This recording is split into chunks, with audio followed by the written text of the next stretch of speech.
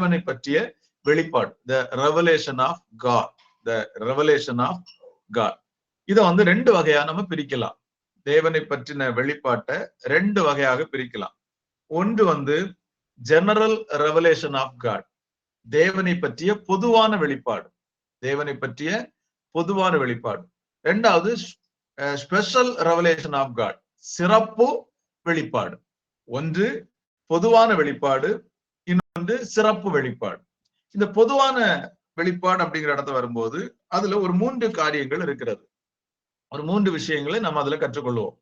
பொதுவான வெளிப்பாட்டுல ஒரு 3 விஷயங்களை நம்ம கற்றுக்கொள்ள போறோம். ஃபர்ஸ்ட், முதல்ல என்னன்னா, இயற்கையில் தேவன் வெளிப்பட்டிருக்கிறார். இயற்கையில் தேவன் வெளிப்பட்டிருக்கிறார். Revelation in nature. இந்த வேதத்தை கற்றுக்கொள்ளும் போது உங்கள் நோட்ஸோடு கூட வேதத்தையும் கையிலே வைத்துக் கொள்ளுங்கள். நிறைய வசனங்களை நாம தொடர்ந்து திரும்ப திரும்ப கற்றுக்கொள்வோம். நிறைய வசனங்களை கோட் பண்ணுவோம். அவைகள் சிலவற்றை நான் படிப்பது வசதியாக இருக்கும். அதனால நம்ம இதை கற்றுக்கொள்வது ரொம்ப நல்லது. வேதத்தையும் உங்கள் கைகளிலே வைத்துக் கொள்ளுங்கள். நம்ம இந்த உலகத்துல பார்க்கக்கூடிய இயற்கை, வானம், பூமி, சந்திரன், நட்சத்திரங்கள், மிருகங்கள், பறவைகள், மலைகள், மரங்கள், செடிகள், கொடிகள், ஆறுகள், இதே போன்ற இயற்கையில நாம் பார்க்கக்கூடிய எல்லாவற்றையும் எல்லாமே ஒன்றை கற்றுக் கொடுக்கிறது. தேவன் ஒருவர் உண்டு, தேவன் ஒருவர் உண்டு. சாதாரணமாக இந்த உலகத்துல எந்த ஒரு பொருளும் ஒருவரால் உண்டாக்கப்பட்டிருக்கும். தானாக எந்த ஒரு பொருளும் உருவாவதில்லை. இன்னைக்கு நம்ம பார்க்கக்கூடிய எந்த ஒரு பொருளா இருக்கட்டும், அது சின்ன பொருளா இருக்கலாம், ஒரு குண்டூசி முதல் ராக்கெட் வரையிலும் எல்லாமே யாரோ ஒருவரால் உருவாக்கப்படுகிறது. அப்போ இதை நம்ம கவனிக்கும் போது, அப்ப இவ்வளவு பெரிய உலகத்தை உலகம் தானாக உருவாக்கி இருக்க முடியாது, யாரோ ஒருவர் உருவாக்கி இருக்க முடியும். அந்த ஒருவர் தான் தேவன். அந்த ஒருவர் தான் தேவன். நீங்கள் வேதத்துல சில வசனங்களை பார்க்கலாம். 8ஆம் சங்கீதம் 1வது வசனம், 8வது சங்கீதம் 1வது வசனம். அங்க பாருங்க, எங்கள் ஆண்டவராகிய கர்த்தாவே, உம்முடைய நாமம் பூமி எங்கும் எவ்வளவு மேன்மை உள்ளதா இருக்கிறது. உம்முடைய மகத்துவத்தை வானங்களுக்கு மேலாக வைத்தீர், வானங்களுக்கு மேலாக வைத்தீர் அப்படி சொல்லுகிறார். அப்படியே ஏசாயா தீர்க்கதரிசன புஸ்தகத்தை நீங்க திருப்பி பாருங்க, அதனுடைய 40ஆம் அதிகாரம், ஏசாயா 40ஆம் அதிகாரம் 12வது வசனத்திலிருந்து பாருங்க. தண்ணீர்களை தமது கைப்பிடியால் அளந்து, வானங்களை ஜானளவாய் பிரமாணித்து, பூமியின் மண்ணை மரக்காலில் அடக்கி, பர்வதங்களை துலாக்கோலாலும் மலைகளை தராசாலும் நிறுத்தவர் யார்? கர்த்தருடைய ஆவியை அளவிட்டு அவருக்கு ஆலோசனைக்காரராயிருந்து அவருக்கு போதித்த வழியில உபதேசிக்கவும், தமக்கு ஞானத்தை கற்றுக் கொடுக்கவும், தமக்கு விவேகத்தின் வழியை அறிவிக்கவும் அவர் யாரோட ஆலோசனை பண்ணினார். அப்போ இங்க எல்லாம் தெளிவாக சுட்டி காட்டப்படுகிற வார்த்தையை பார்த்தீங்கன்னா, தேவன் செய்தார், தேவன் உருவாக்கினார் என்கிறத நாம இங்க அழகாய் கற்றுக்கொள்ள முடிகிறது. அதே போல அப்போஸ்தலர் நடவடிக்கைகள் 14ஆம் அதிகாரம், அப்போஸ்தலர் நடவடிக்கைகள் அதனுடைய 14ஆம் அதிகாரத்தை நீங்கள் திருப்புவீங்கன்னா, அதனுடைய 15லிருந்து 17 வரையிலும், அப்போஸ்தலர் நடவடிக்கைகள் அதனுடைய 14ஆம் அதிகாரம் 15லிருந்து 17 வரையிலும் நீங்க பார்க்கலாம். நீங்கள் இந்த வீணான தேவர்களை விட்டு வானத்தையும் பூமியையும் சமுத்திரத்தையும் அவைகளுள்ள யாவையும் உண்டாக்கின ஜீவனுள்ள தேவனிடத்திற்கு திரும்ப வேண்டும் என்று, அதாவது வானத்தையும் பூமியையும் சமுத்திரத்தையும் அவைகளிலுள்ள யாவற்றையும் உண்டாக்கின ஜீவனுள்ள தேவன் அப்படின்னு நம்ம பார்க்கலாம். ரோமர் 1ஆம் அதிகாரம் திருப்புவீங்கன்னா அதனுடைய 19வது 20வது வசனம், ரோமர் 1ஆம் அதிகாரம் 19 20வது வசனத்தை பார்த்தீங்கன்னா, 20வது வசனத்தை பாருங்க. காணப்படாதவைகளாகி அவருடைய நித்திய வல்லமை தேவத்துவம் என்பவைகள் உண்டாக்கப்பட்டிருக்கிறவைகளினாலே உலகம் உண்டானது முதற்கொண்டு தெளிவாய் காணப்படும். அதாவது இவைகள் எல்லாம் உண்டாக்கப்பட்டது என்பதை குறித்து வேதம் தெளிவாய் சொல்லுகிறது. அப்போ ஒன்று உண்டாக்கப்பட்டதென்றால் அதை உருவாக்கின ஒரு தேவன் உண்டு. உண்டாக்கப்பட்டது அப்படி சொல்லும் போது அதை உருவாக்கின ஒரு தேவன் இருக்கிறார் அப்படிங்கிறதை இந்த இயற்கை நமக்கு வெளிப்படுத்துகிறது. நம்மை சுற்றி இருக்கிற இந்த இயற்கை நமக்கு ஒன்றை கற்றுக் கொடுக்கிறது.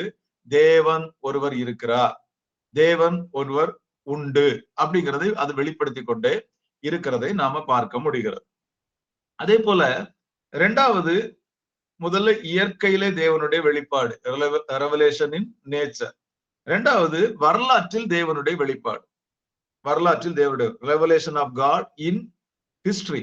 வரலாற்றிலே தேவனுடைய வெளிப்பாடு, சரித்திரத்திலே தேவனுடைய வெளிப்பாடு. தேவன் சரித்திரத்தின் மூலமாக வெளிப்படுகிறார்.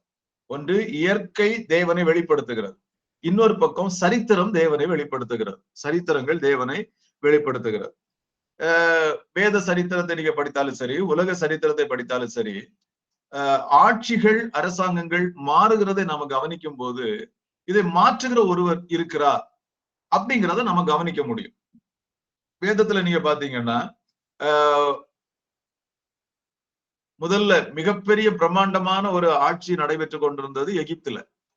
எகிப்தினுடைய ராஜாக்கள் நினைச்சாங்க, எங்களை தாண்டி ஒரு ஆட்சி வருவதற்கு வாய்ப்பே இல்லை, நாங்க தான் எல்லாரை விட ஹை அத்தாரிட்டி அப்படின்னு நினைச்சிட்டு இருந்தாங்க. ஆனா ஆண்டவர் அவர்களை சமுத்திரத்தில் அமிழ்த்து போட்டு அவர்களை ஒன்றுமில்லாமல் ஆக்கினார். அதற்கப்புறம் அசீரிய சாம்ராஜ்யம் எழும்பினது. அசீரிய சாம்ராஜ்யமும் ஒரு காலகட்டத்துல வரும்போது ஒண்ணும் இல்லாம போயிடுச்சு. அதற்கு அப்புறம் பாத்தீங்கன்னா பாபிலோனிய சாம்ராஜ்யம் வந்தது. அது தாண்டி மேதிய சாம்ராஜ்யம் வந்தது. பெர்சியர் எழும்பினாங்க, கிரேக்கர் எழும்பினாங்க, ரோமர் எழும்பினாங்க, இஸ்ரவேலர் சில காலங்கள் தேசத்தை பிடித்தாங்க. இப்படி சரித்திரங்களை நம்ம புரட்டி பார்க்கும் போது ஆட்சி மாற்றங்களை ஏற்படுத்தக்கூடிய ஒரு வல்லமை உடைய ஒருவர் உண்டு அப்படிங்கிற ஒன்றை வெளிப்படுத்துகிறார்.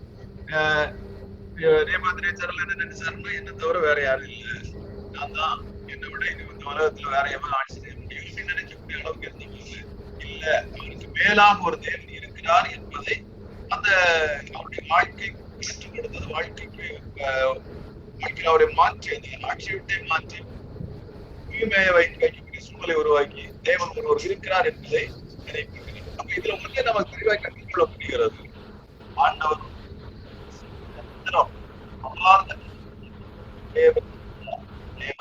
இருக்கிறார். ஒவ்வொரு காலத்திலும் என்னை தாண்டி எவனும் ஆட்சி செய்ய முடியாது சொல்லும் பொழுது ஆட்சியை அப்படியே தலைகளாக கவிழ்த்து யாரும் ஒன்றுமில்லாத ஒருவரை ஆட்சியில கொண்டு உட்கார வைத்து தேவன் ஒருவர் இருக்கிறார் என்பதை தேவன் என்ன செய்து கொண்டு வருகிறார், நிரூபித்துக் கொண்டே வருகிறார் என்பதை நாம பார்க்க முடிகிறது.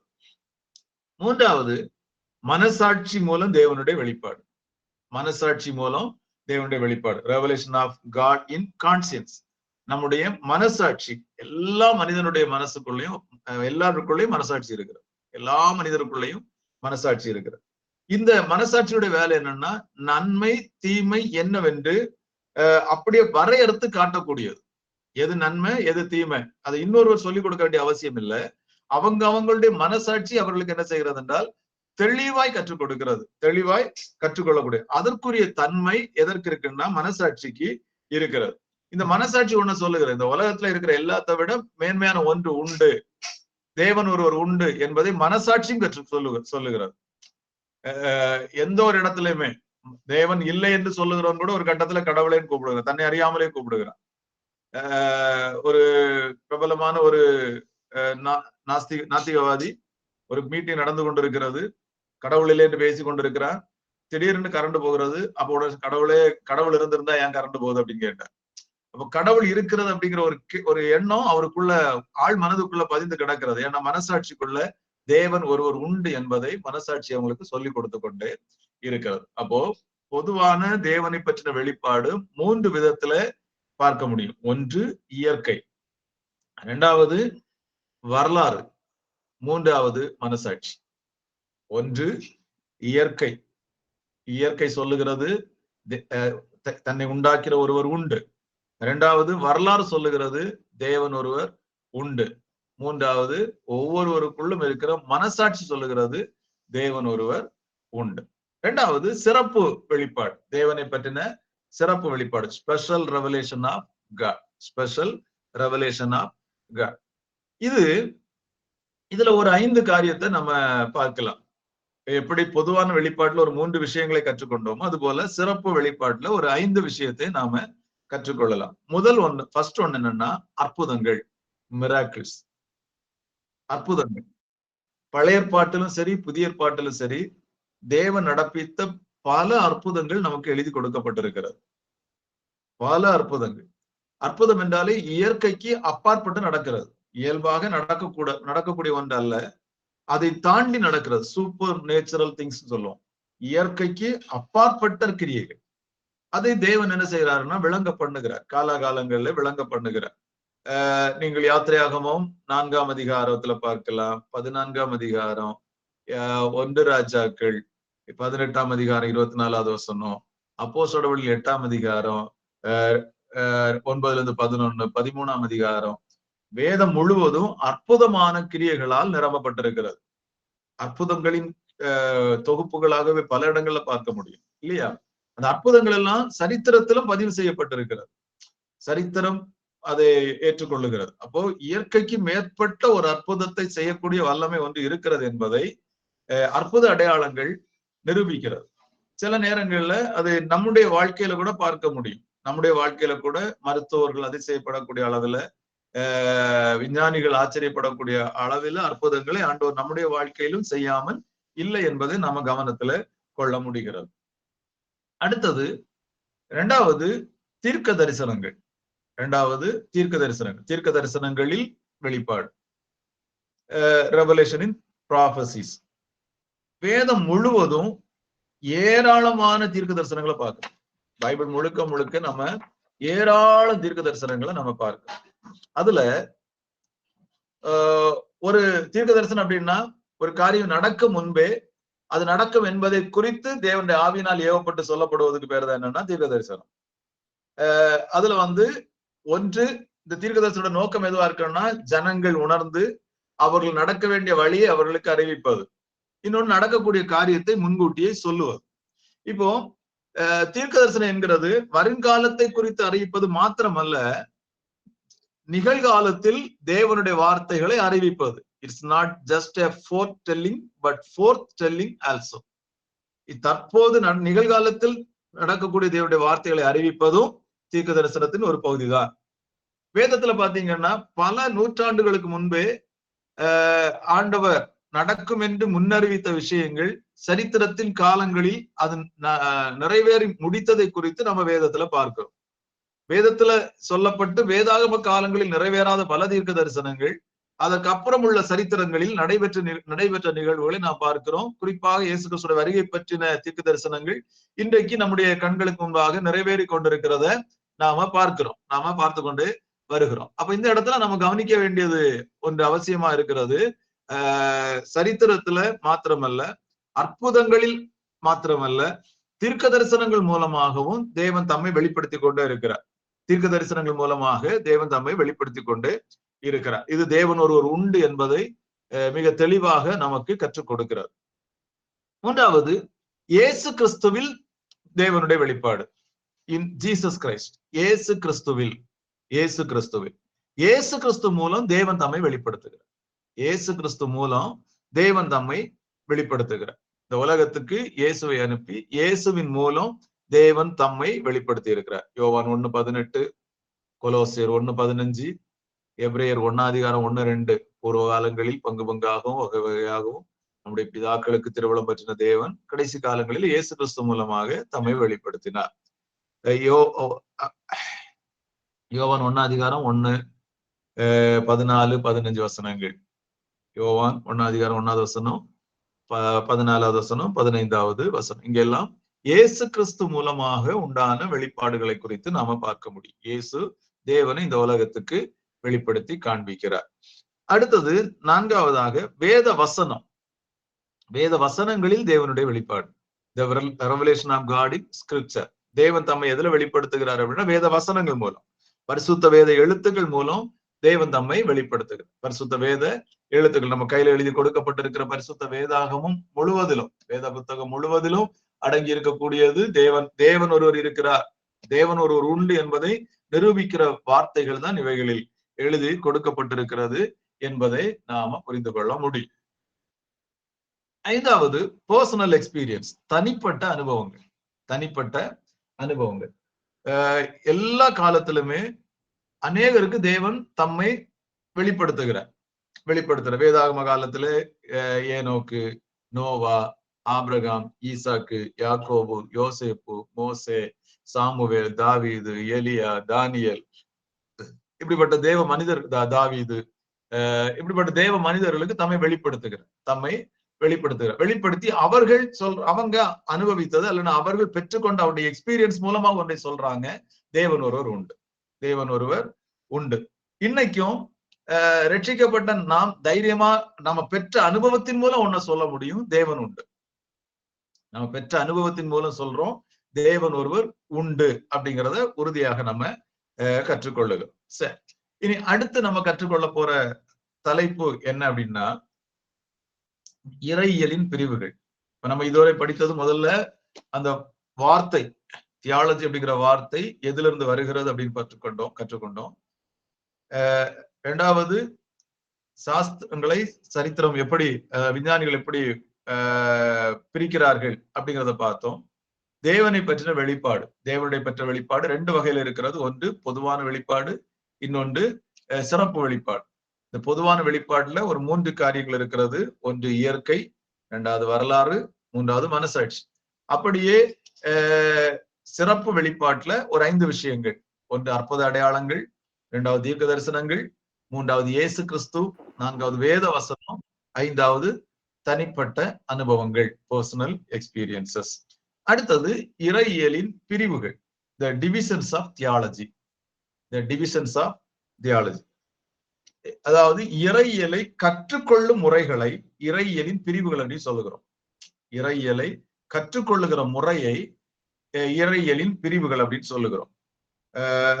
டீச்சிங் மெத்தட்ஸ், கற்றுக்கொள்ளும் முறைகள். அதுல ஒரு 4 பிரிவுகள் இருக்கிறது. ஒன்று எக்ஸஜெட்டிக்கல் தியாலஜி, வியாக்கியான அடிப்படையிலான இறையியல். எக்ஸஜெட்டிக்கல் தியாலஜி அதாவது வேதாகம மொழிகள், வேதாகம தொல்பொருள் ஆராய்ச்சி, இவைகளை அடிப்படையாக கொண்டு இறையியலை கற்றுக்கொள்ளுகிற முறை. வேதாகம மொழிகள் அப்படி சொல்லும் போது எபிரேய, கிரேக்க மொழிகள், அராமிய மொழிகள் இவைகளை கற்றுக்கொண்டு அதன் மூலம் வேதத்தை கற்றுக்கொள்ளுகிற ஒரு முறை. அடுத்தது வேதாகம தொல்பொருள் ஆராய்ச்சி, அதை செய்து அதன் மூலம் கண்டுபிடிக்கப்பட்டவைகளை வைத்து கற்றுக்கொள்கிற ஒரு முறை. இத எக்ஸஜெட்டிக்கல் தியாலஜி அப்படின்னு சொல்லுவாங்க. இது ஒரு கூட்டத்தார் இப்படி கற்றுக்கொள்ளுகிறாரு. அடுத்தது ஹிஸ்டாரிக்கல் தியாலஜி, சரித்திர அடிப்படையிலான இறையியல் அல்லது வரலாற்று அடிப்படையிலான இறையியல். ஹிஸ்டாரிக்கல் தியாலஜி இது என்னன்னா தேவனுடைய பிள்ளைகளுடைய வரலாற்றை அடிப்படையாக கொண்டு ஆராய்ச்சி செய்து படிப்பது.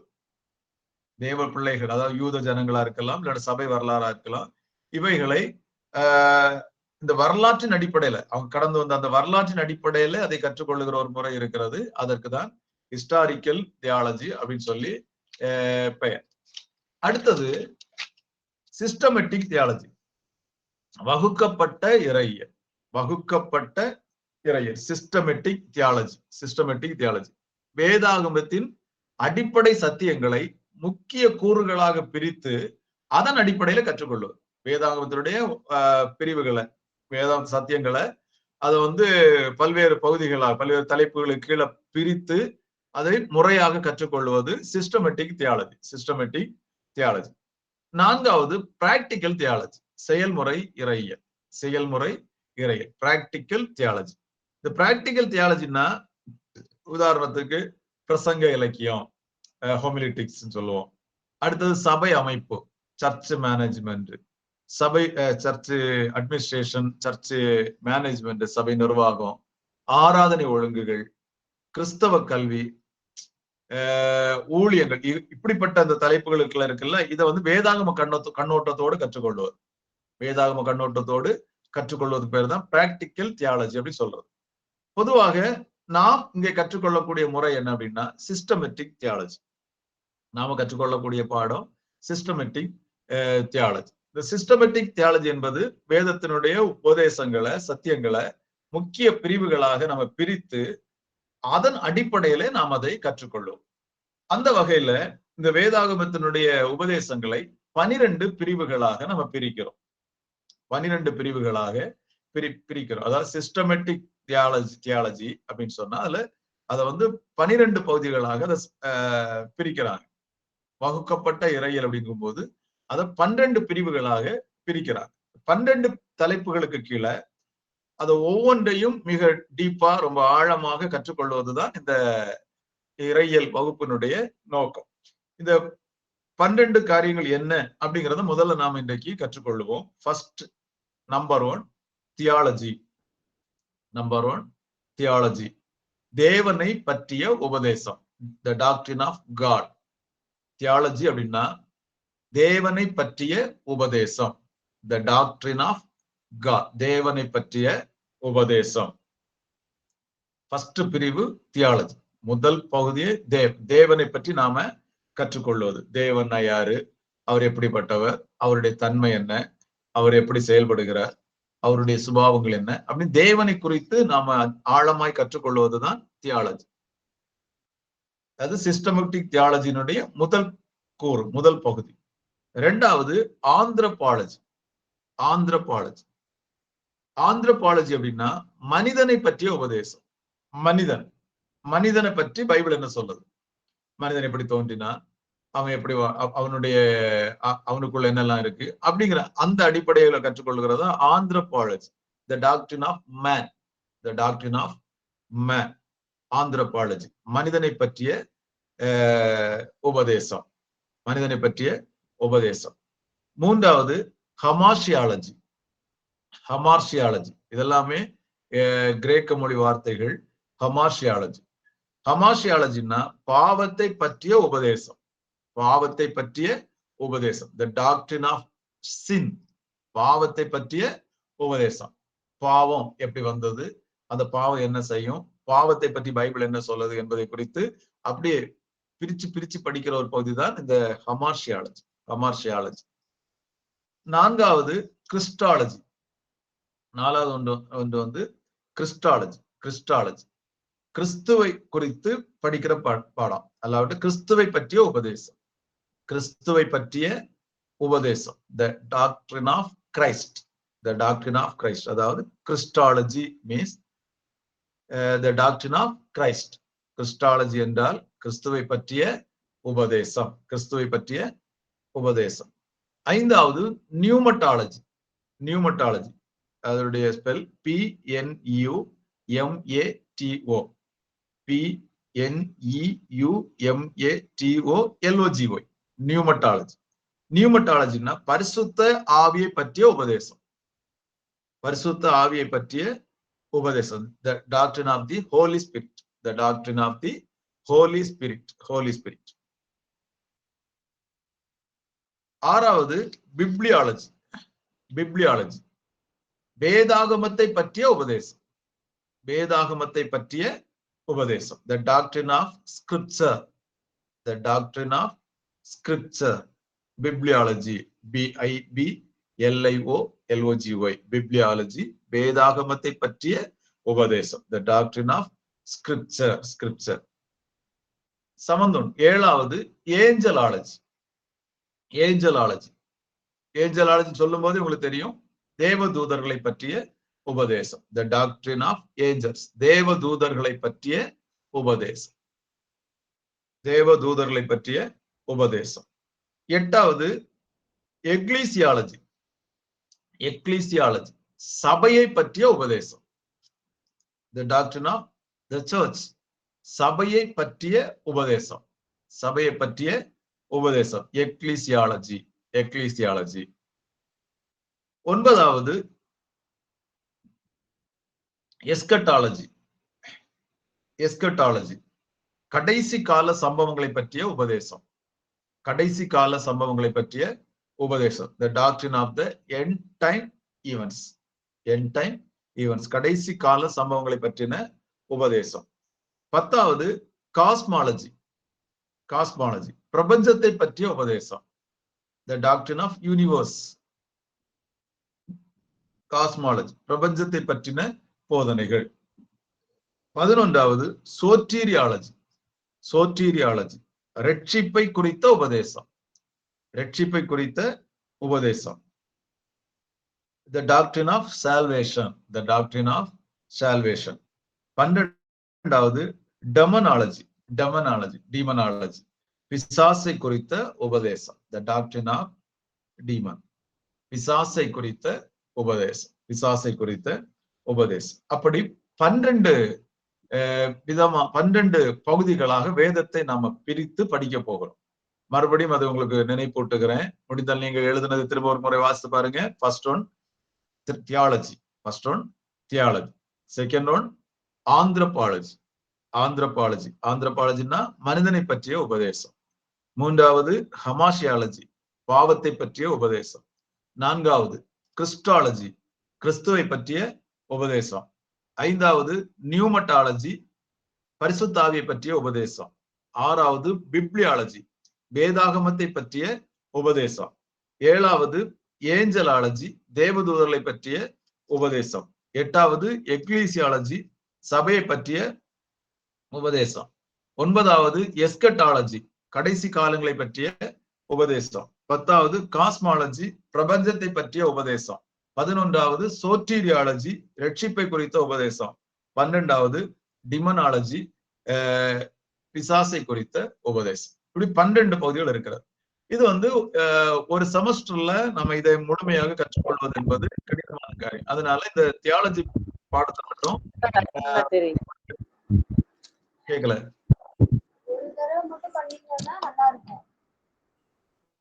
ஓகே, எல்லாரும் மியூட் பண்ணிட்டீங்கன்னா நல்லா இருக்கும்னு நினைக்கிறேன். சரி, இதை நம்ம ஒவ்வொரு செமஸ்டர்லயும் ஒரு 3 பிரிவுகளை மட்டும் எடுத்து விளக்கமாக கற்றுக்கொள்வோம். 4 செமஸ்டர்களாக இந்த பாடத்தை முழுவதும் நம்ம கற்றுக்கொள்ள போகிறோம். அதுல இந்த முதல் செமஸ்டர்ல அதனுடைய முதல் 3 பகுதிகளை நாம் கற்றுக்கொள்வதாக இருக்கும். ஆகவே நீங்க ரொம்ப தெளிவாகவும் நிதானமாகவும் நாம கற்றுக்கொண்டு முன்னேற போகிறோம். சரி, இனி இதுவரையில நம்ம படித்தது முன்னுரை. இனிதான் பாடம் 1, முதலாவது பாடத்துக்குள்ள நாம கடந்து வருகிறோம். தேவனை பற்றிய உபதேசம் அல்லது தியாலஜி. பாடம் 1 தியாலஜி, தேவனை பற்றிய உபதேசம். The doctrine of God. தேவனை பற்றி நாம கற்றுக்கொள்ள போறோம். தேவனை பற்றி நாம கற்றுக்கொள்ள போகிறோம். ஆண்டவர் நமக்கு உதவி செய்யட்டும். சரி, இதுல ஃபர்ஸ்ட் நம்ம கவனிக்க போறது என்னன்னா, முதல் தலைப்பு கடவுளை பற்றிய கொள்கையில இருக்கக்கூடிய முக்கியமான 3 கொள்கைகள். ஃபர்ஸ்ட் ஒன்னு என்னன்னா ஏத்திசம். ஏத்திசம் அப்படின்னா கடவுளே இல்லை, கடவுளே கிடையாது அப்படி சொல்லக்கூடிய ஒரு கூட்டம் இருக்கிறாங்க. நாத்திகவாதிகள் என்று நம்ம சொல்லுவோம் இல்லையா? கடவுள் இல்லை என்று சொல்லக்கூடிய தீசம் அப்படின்னா இறை கோட்பாடு. ஏத்திசம்னா தேவன் இல்லை என்கிற கோட்பாடு, தேவன் கிடையாது அப்படி சொல்லக்கூடிய கோட்பாடு. ஏத்திசம் அப்படின்னா கடவுள் இல்லை. தீசம், THEISMனா கடவுள் உண்டு, கடவுள் நம்பிக்கை உள்ள கொள்கை பேரு தீசம். ஏத்திசம்னா கடவுள் இல்லை என்கிற கொள்கை தான் நாத்திசம் அப்படின்னு சொல்றோம். இதுல இந்த ஏத்திசம் அப்படிங்கிறது கடவுளை இல்லை அப்படி சொல்லக்கூடிய கொள்கை முதல் குரூப். செகண்ட் ஒண்ணுன்னா பாலிதீசியம். பல கடவுள் உண்டு, நிறைய கடவுள் உண்டு அப்படின்னு சொல்லக்கூடிய கொள்கை. அதாவது பல தெய்வ கோட்பாடு. ஒன்று கடவுள் இல்லை என்கிற கோட்பாடு. இரண்டாவது பல தெய்வங்கள் உண்டு அப்படின்னு சொல்லக்கூடிய ஒரு கோட்பாடு. மூன்றாவது மோனோதீசம், ஒரே ஒரு கடவுள் தான் உண்டு அப்படி சொல்லக்கூடிய கோட்பாடு. ஒன்று ஏத்திசம், 3 கொள்கைகள்ல முதல்ல ஏத்திசம், கடவுளே கிடையாது அப்படி சொல்லக்கூடிய. இரண்டாவது பாலிதீசம், அந்த பேருடைய அந்த வேர்ட்ஸை வச்சு நீங்க அதை ஈஸியா புரிந்து கொள்ளலாம். ஏத்திசம் அப்படின்னா கடவுள் இல்லை, பாலி அப்படின்னாலே நிறைய அப்படின்னா பல தெய்வ கோட்பாடுகள். மூன்றாவது மோனோன்னா சிங்கிள், ஒண்ணு, ஒரு இறை கோட்பாடு, ஒரே தெய்வ கோட்பாடு அப்படி சொல்லலாம். இதுல இந்த ஏத்திசம் அப்படிங்கிற அந்த முதல் கொள்கையை பற்றி கொஞ்சம் நம்ம படிக்க போறோம். ஒவ்வொன்றை குறித்து சில விஷயங்களை நம்ம கற்றுக்கொள்ள போறோம். இந்த ஏத்திசம் அப்படிங்கிற அந்த கடவுள் நம்பிக்கை இல்லாத கொள்கை இருக்குல்ல, கடவுளே கிடையாது அப்படி சொல்லக்கூடிய அந்த கொள்கை, இதுல ஒரு முக்கியமாக கடவுள் இல்லைன்னு சொல்றவங்க பயன்படுத்தக்கூடிய ஒரு 5 விஷயங்கள் இருக்கிறது. அதுல ஃபர்ஸ்ட் ஒண்ணு என்னன்னா, யாராவது தேவனை பார்த்திருக்கீங்களா அப்படிங்கிற கேள்வி. தேவனை ஒருவரும் பார்த்தது இல்லை, அதனால கடவுள் இல்லை அப்படி சொல்றவங்க ஒரு கூட்டம் இருக்கிறாங்க. அவங்க கடவுள் இல்லைன்னு சொல்றவங்க சொல்லக்கூடிய கடவுளை யாராவது பார்த்திருக்கீங்களா? கடவுளை நேர்ல பார்த்திருக்கீங்களா? அவர் எப்படி இருக்கிறான்னு பார்த்திருக்கீங்க? உங்களுக்கு நீங்க நேர்ல பார்த்த அனுபவம் உண்டா? அப்படின்னு கேட்கிறாங்க. அப்போ ஒருவன் ஒன்றை நேரில் பார்க்கவில்லை என்றாலே அது இல்லை என்று அர்த்தமாகி விடாது அல்லவா? ஒரு மனிதனுக்கு இருதயம் இருக்கிறது. இருதயத்தை பார்த்தால் தான் நான் நம்புவேன் என்று சொன்னா அது முறையானதாக இருக்க முடியாதே. இருதயம் இருக்கிறது என்பதை நம்புகிறோம், உள்ள அதை உணர்கிறோம், அதை அனுபவிக்கிறோம். அதே போலதான் தேவன் ஒருவர் உண்டு என்கிற, அவர் இல்லை என்கிறதுக்கு அவங்க சொல்றது என்னன்னா அவரை பார்த்தது இல்லையான்னு. பார்க்க வேண்டும் என்ற அவசியம் இல்லை. அவர் உண்டு என்பதை உணர்ந்தாலே போதுமானது. அவர் உண்டு என்பதை உணர்ந்தவர்கள் சொல்லுகிறோம் கடவுள் உண்டு. உணர முடியாதவங்க சொல்றாங்க. உணராத அதாவது உணர முடியாதவர்கள் என்று சொல்றதை விட அதை உணர்ந்தாலும் அதை இல்லைன்னு சொல்லி மறுக்கணுங்கிறதுக்காக அவங்க சொல்ற வார்த்தை தான் என்னன்னா, கடவுளை யாரும் பார்த்திருக்கீங்களா? கடவுளை பார்த்தது இல்ல அப்படி சொல்லக்கூடிய ஒரு கொள்கை. இவங்க இவங்க போதிக்கிற முக்கியமான ஒரு காரியம் என்னன்னா, கடவுளை யாரும் பார்த்ததே இல்ல, தேவன் ஒருவரும் நேர்ல பார்த்தது இல்ல, நான் கடவுளை நம்பணும்னா நேர்ல கூட்டிட்டு வா. அதே அப்படிதான். இப்போ அமெரிக்காவை நம்ம நேர்ல பார்க்காதவர் பலர் இருக்கிறோம். ஆனா அமெரிக்காவை இல்ல நம்ம சொல்ல முடியுமா? இல்ல, அது இருக்கிறது. அதே போலதான் நம்ம பார்க்கவில்லை என்பதனால் அது இல்லை என்று ஆகிவிடாது. இருக்கிற ஒன்றை நாம பார்க்கல, அவ்வளவுதான். இப்ப கடவுள் இல்லைன்னு சொல்றவன் அவன் அவரை பார்க்கல, அவன் அவரை அனுபவிக்கல, அவன் அவரை உணரல, அவ்வளவுதான். அவன் இல்லை என்று அவனால் என்ன செய்ய முடியாதுன்னா மறுக்க முடியாது, மறுக்க கூட. ரெண்டாவது அவங்க சொல்றது என்னன்னா, உலகம் தானாகவே உருவாயிடுச்சு. உலகம் தானாகவே உருவாயிடுச்சு. இந்த டார்வினுடைய தியரியை ஃபாலோ பண்ணி அது தானாகவே வந்து அது கடைசியில எப்படியோ வளர்ந்து வந்தது, குரங்குல இருந்து மனுஷன் வந்தான், அதெல்லாம் தானா நடந்துருச்சு, ஏதோ தானாகவே வந்துருச்சு அப்படின்னு சொல்லி அவங்க சொல்றாங்க. ஒரு சின்ன கட்டடமோ, ஒரு கடிகாரமோ, ஒரு சின்ன ஒரு பொருளோ, என் குண்டூசி வர தானாக உருவாகிறது இல்லை. தானாக உருவாகிறது இல்லை. அப்படியானா இந்த பிரம்மாண்டமான உலகம் எப்படி தானே வந்திருக்க முடியும் அப்படிங்கிற கேள்விக்கு எந்த விஞ்ஞானிகள் இடத்துல பதில் இல்லை. ஆனா அவர்கள் சொல்லுவாங்க எல்லாம் தானா வந்துருச்சுன்னு சொல்லி தங்களை அப்படியே நம்ப வைத்துக் கொண்டு இருக்கிறார்கள் என்பதை நாம கவனத்தில் கொள்ள வேண்டியது உண்டு. எல்லாவற்றையும் உருவாக்கின ஒரு தேவன் உண்டு உண்டு. உலகம் தானாய் உருவாகவில்லை. வேதம் தெளிவாய் சொல்லுகிறது. நான் முதல்ல அதை குறிப்பிட்டேன். தேவன் உலகத்தை உண்டாக்கினார். ஆதியிலே தேவன் வானத்தையும் பூமியையும் சிருஷ்டித்தார். God created. தேவன் அதை சிருஷ்டித்தார், உருவாக்கினார் அப்படிங்கிறத நாம பார்க்க முடிகிறது. மூணாவது இவங்க சொல்ற ஒரு விஷயம் என்னன்னா, ஏழை பணக்காரன் என்கிற வித்தியாசம் உலகத்துல இருக்குது. கடவுள் உண்டுன்னா எப்படி ஏழை பணக்காரன் என்கிற வித்தியாசம் இருக்க முடியும் அப்படின்னு சொல்லி ஒரு கொஸ்டினை எழுப்புறாங்க. அது நியாயமான கேள்வியாக கூட பல நேரங்கள்ல பலரால் சொல்லப்படுகிறது உண்டு. கடவுள் ஏன் ஏழையும் பணக்காரனையும் உண்டாக்கிறார்? தேவன் யார் ஏழையையும் பணக்காரனையும் உண்டாக்கினார்? எல்லாரையும் ஒன்று போல வைத்திருக்கலாம் அல்லவா அப்படின்னு சொல்லி சொல்றாங்க. இப்ப நார்மலா நீங்க யோசித்து பாருங்க. ஒரு குடும்பத்துல ஒரு 5 பிள்ளைகள் இருக்கிறான்னு வச்சுடுங்க. ஒரு அப்பாவுக்கு 5 பிள்ளைங்க. அந்த அப்பா 5 பிள்ளைகளை ஒன்று போல வளர்த்துக்கிறார். 5 பிள்ளைகளுக்கு தன்னுடைய சொத்தை ஒன்று போல பங்கிட்டு கொடுக்கிறார். ஒன்று போல பங்கிட்டு கொடுக்கிறார். அடுத்த ஒரு 20 ஆண்டுகள் திருப்பி பார்க்கும்போது இந்த 5 பேரும் ஒன்று போல வளர்ந்திருக்கிறார்கள் அப்படின்னு எத்தனை குடும்பங்களை சொல்ல முடிகிறது? ஒருவன் நன்றாய் வளர்ந்திருக்கிறார். அவனுடைய பொருளாதார நிலை ரொம்ப உயர்ந்திருக்கிறது. இன்னொருவனுடைய நிலை சராசரியா போய்கிட்டு இருக்கு. ஒருவனுடைய நிலைமை பார்த்தா இருக்கிறதெல்லாம் விற்று கடனுக்கு மேல கடனாளியாகி ஏழை பிச்சைக்காரனை போல மாறி விடுகிறார். அப்ப இதற்கெல்லாம் இவங்க அப்பாவை தவறாக சொல்ல முடியுமா? அப்பா கொடுத்த உழைப்பு, அப்பா கொடுத்த பொருளாதாரம் எல்லாருக்கும் சமமா இருந்தது. ஆனால் அதை பயன்படுத்தினவர்கள் எப்படி பயன்படுத்தினார்கள் என்பதை பொறுத்து அவர்களுடைய நிலை மாற்றம் அடைகிறது. அதே போலதான் தேவனும் எல்லாரையும் படைத்தார், எல்லாரையும் ஒன்று போலதான் வைத்தார். தேவன் மனித சபையானவனாக உருவாக்கிறார். அவன் அநேக உபாய தந்திரங்களை தனக்கென்று தெரிந்து கொண்டான். ஒவ்வொருவனுடைய பாதையிலும் அவன் போகிறான். இப்போ கடவுளே இல்லைன்னு சொல்லக்கூடிய கம்யூனிச நாடுகள் இருக்கிறது, அங்க வந்து ஏழை பணக்காரன் வித்தியாசம் இல்லையா? எல்லாரும் அங்கே சமமாகி விட்டார்களா? இல்லையே. அங்கேயும் இல்லையே. இந்த நாத்திக கொள்கையுடைய அந்த நாடுகளை பாத்தீங்கன்னா அங்கேயும் ஏழை பணக்காரர்கள் வேறுபாடு இருக்கிறது. அது ஏன் இருக்குது? கடவுள்னு தானே சொல்றாங்க. அப்படி அல்ல. இது வந்து